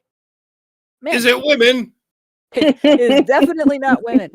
Oh man, is it men? Oh man. So close, Mike. Social services, most social programs that get funded, that give out prizes, right? You know, gibs, are reserved for women, or are reserved in a way that women are most likely to qualify, because you have to have custody of children, and women are more likely than men to have custody of children. Right? So women always have access to those if they meet the qualifications other than gender. Gender doesn't disqualify them, but for men, no. You know, most of the time, men get lint in their pockets. They get jack shit. They get nothing. Right? Only women get to do the sobbing for cash and prizes thing. Our man gave us $50 USD just now. Thank you very much for that. And said, at Hannah, I just got a new book in that I believe you and Allison might take an interest in. Maybe you've heard of it. It's called Satanic Feminism. The author, a man at that, speaks about from a perspective as if he approved of it. Interesting. Satanic feminism sounds like, well, there's atheist feminism that I've heard of. And I actually infiltrated a feminist atheist group on Facebook for a little while looking for material, but they were so fake and gay that there wasn't really much of anything. Like, it was so pathetic and lame. There wasn't anything to talk about. We've been warned for a long time that Satan would take a form that is pleasing to the eye, and for so many generations, it hadn't occurred to people that form would be feminine. Yeah. Yeah, I was expecting a tub of ice cream. Look, it's the devil. All I did was touch it and it put 20 pounds on my butt. Yeah, feminism is satanic by nature.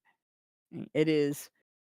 You cannot hate and not be satanic by nature. You cannot hate an entire demographic of human beings just for being part of that demographic, just for being born that way. To be honest, and not be satanic by nature. I thought you were about to say you cannot hate the feminine, and that's sort of the point. Yeah. It's so difficult for men to hate women, and that's why Satan came to Earth in the form of women. Yeah. Because Satan knew that men cannot hate women, pretty much no matter what happens. That's what I mean by Satan taking a form that is pleasing to the eye and indeed pleasing to all the senses.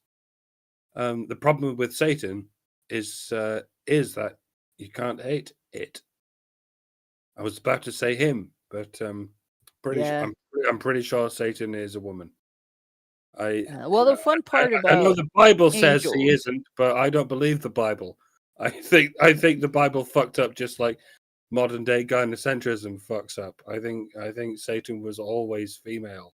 The fun part about angels is that they appear to be able to choose how they present, because like the Bible has that in heaven they are neither male nor female, but then the statement that there were giants in those days was a result of the sons of heaven laying with the daughters of men. Well, if in heaven they are neither male nor female, but they can impregnate women, that indicates that they can morph. So if they could morph into something male, they could morph into something female. And I would imagine, because the devil is supposed to be the father of lies, to be able to morph into something. I'm sure that the entity that is the personification of all evil can present as anything it wants to, like just anything it wants to, and you wouldn't recognize it by how it looked. You would recognize it by what it does. The God that has brought us into the most prosperous age of all history is a male God, and I don't think that's a coincidence. I think once we learned that I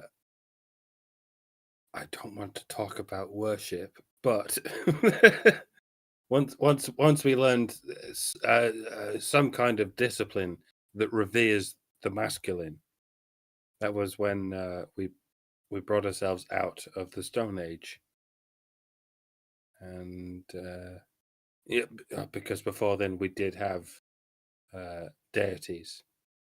We did worship certain female deities, and they were the den females, the goddesses that we made fat statuettes of.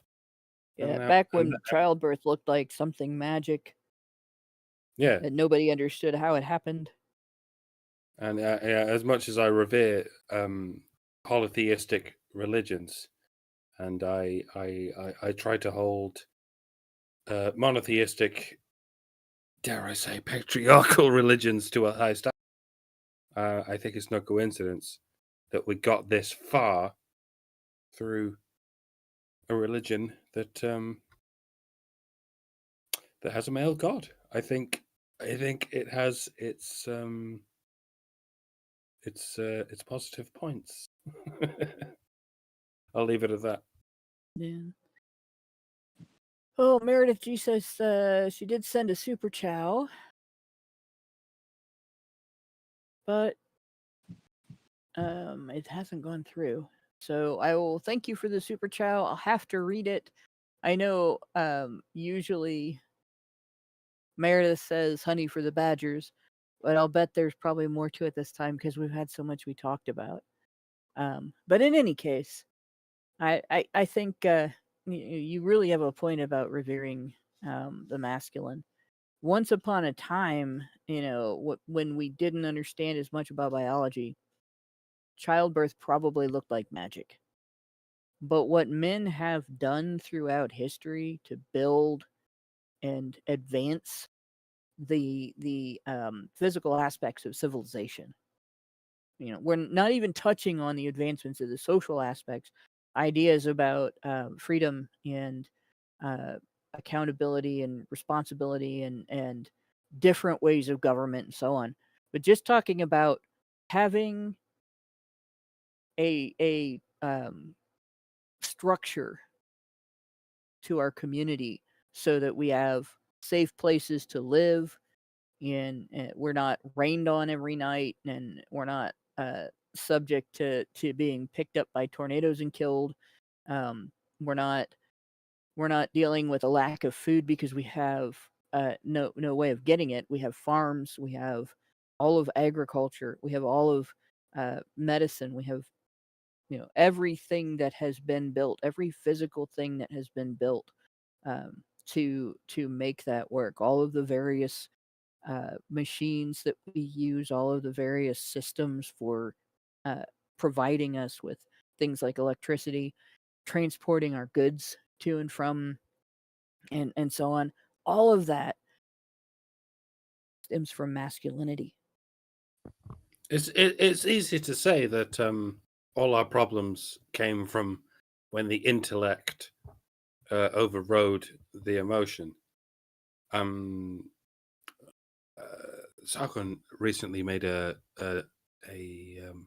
a documentary called "The Death of Man," about how the Enlightenment created this clockwork universe that took over from the God-based universe, and that's why we've plunged ourselves into a sort of hell. But at the same time, like, we used to live in hell. In the Stone Age, we lived in hell. People died from any given disease anywhere, and even if you had a toothache, you would fucking die. But then, intellectuality brought us out of the quagmire of the emotional.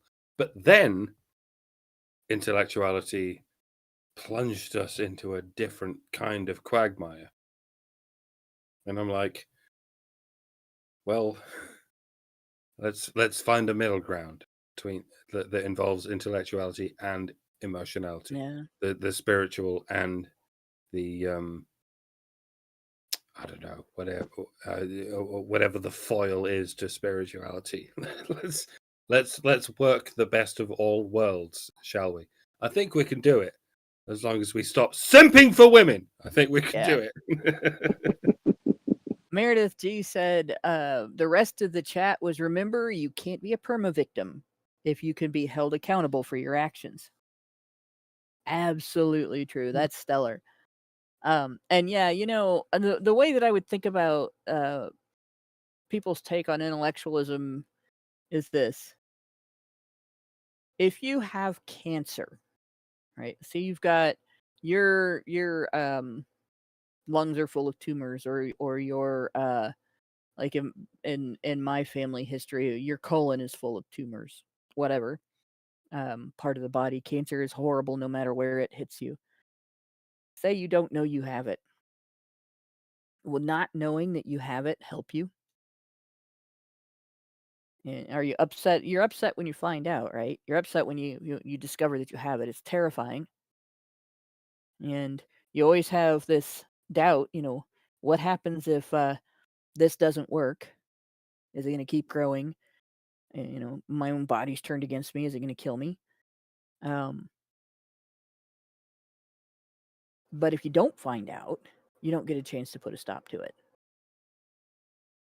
Right? Intellectualism was, it evolved around humans trying to figure out how things worked and how to make the best of how things work, take advantage of it, and to work with it instead of being victimized by it.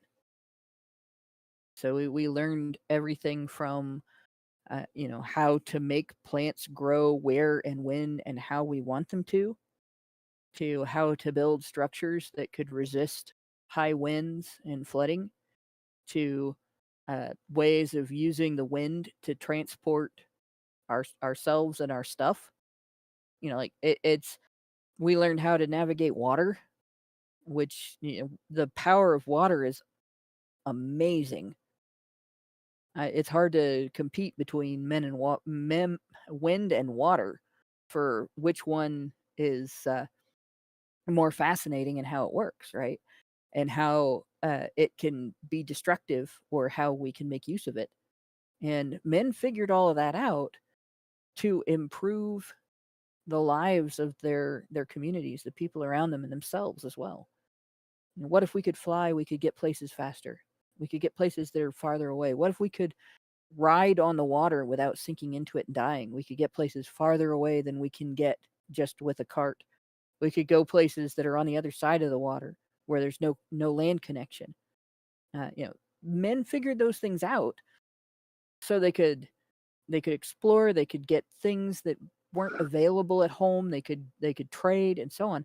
And to claim that it is bad because it also led to conflict and arguments over those things is to ignore all of the benefits. All right, we just have to figure out how to navigate the human psyche. It's a little bit harder because you can't see it.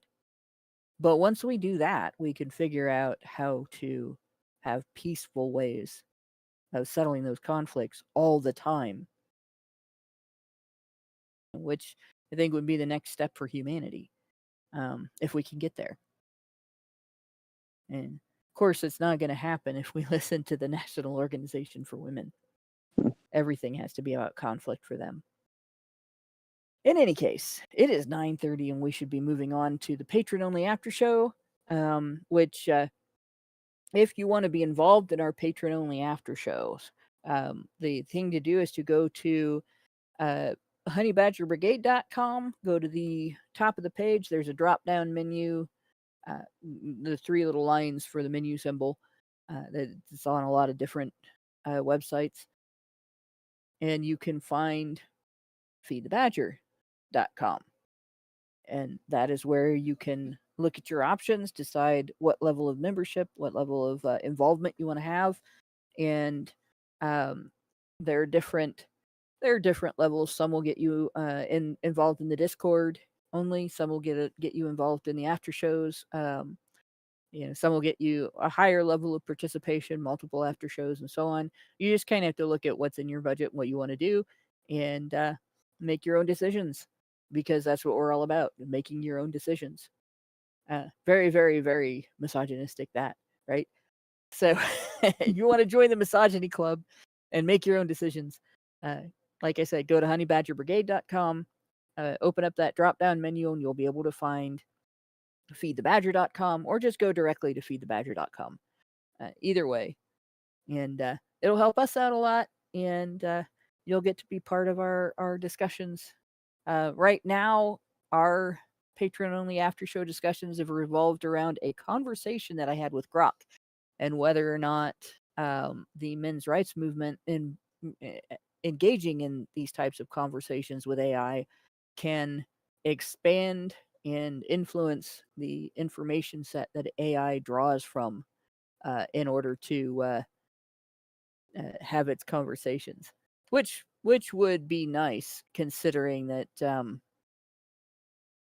right now most search engines sort of hide things from you if they're not politically correct, and AI might, if it advances to the point where it isn't necessarily controlled anymore by its originators, or it isn't controlled by, say, Google and the types of people that work with Google, it might actually make information more available to people that has been hidden up to this point.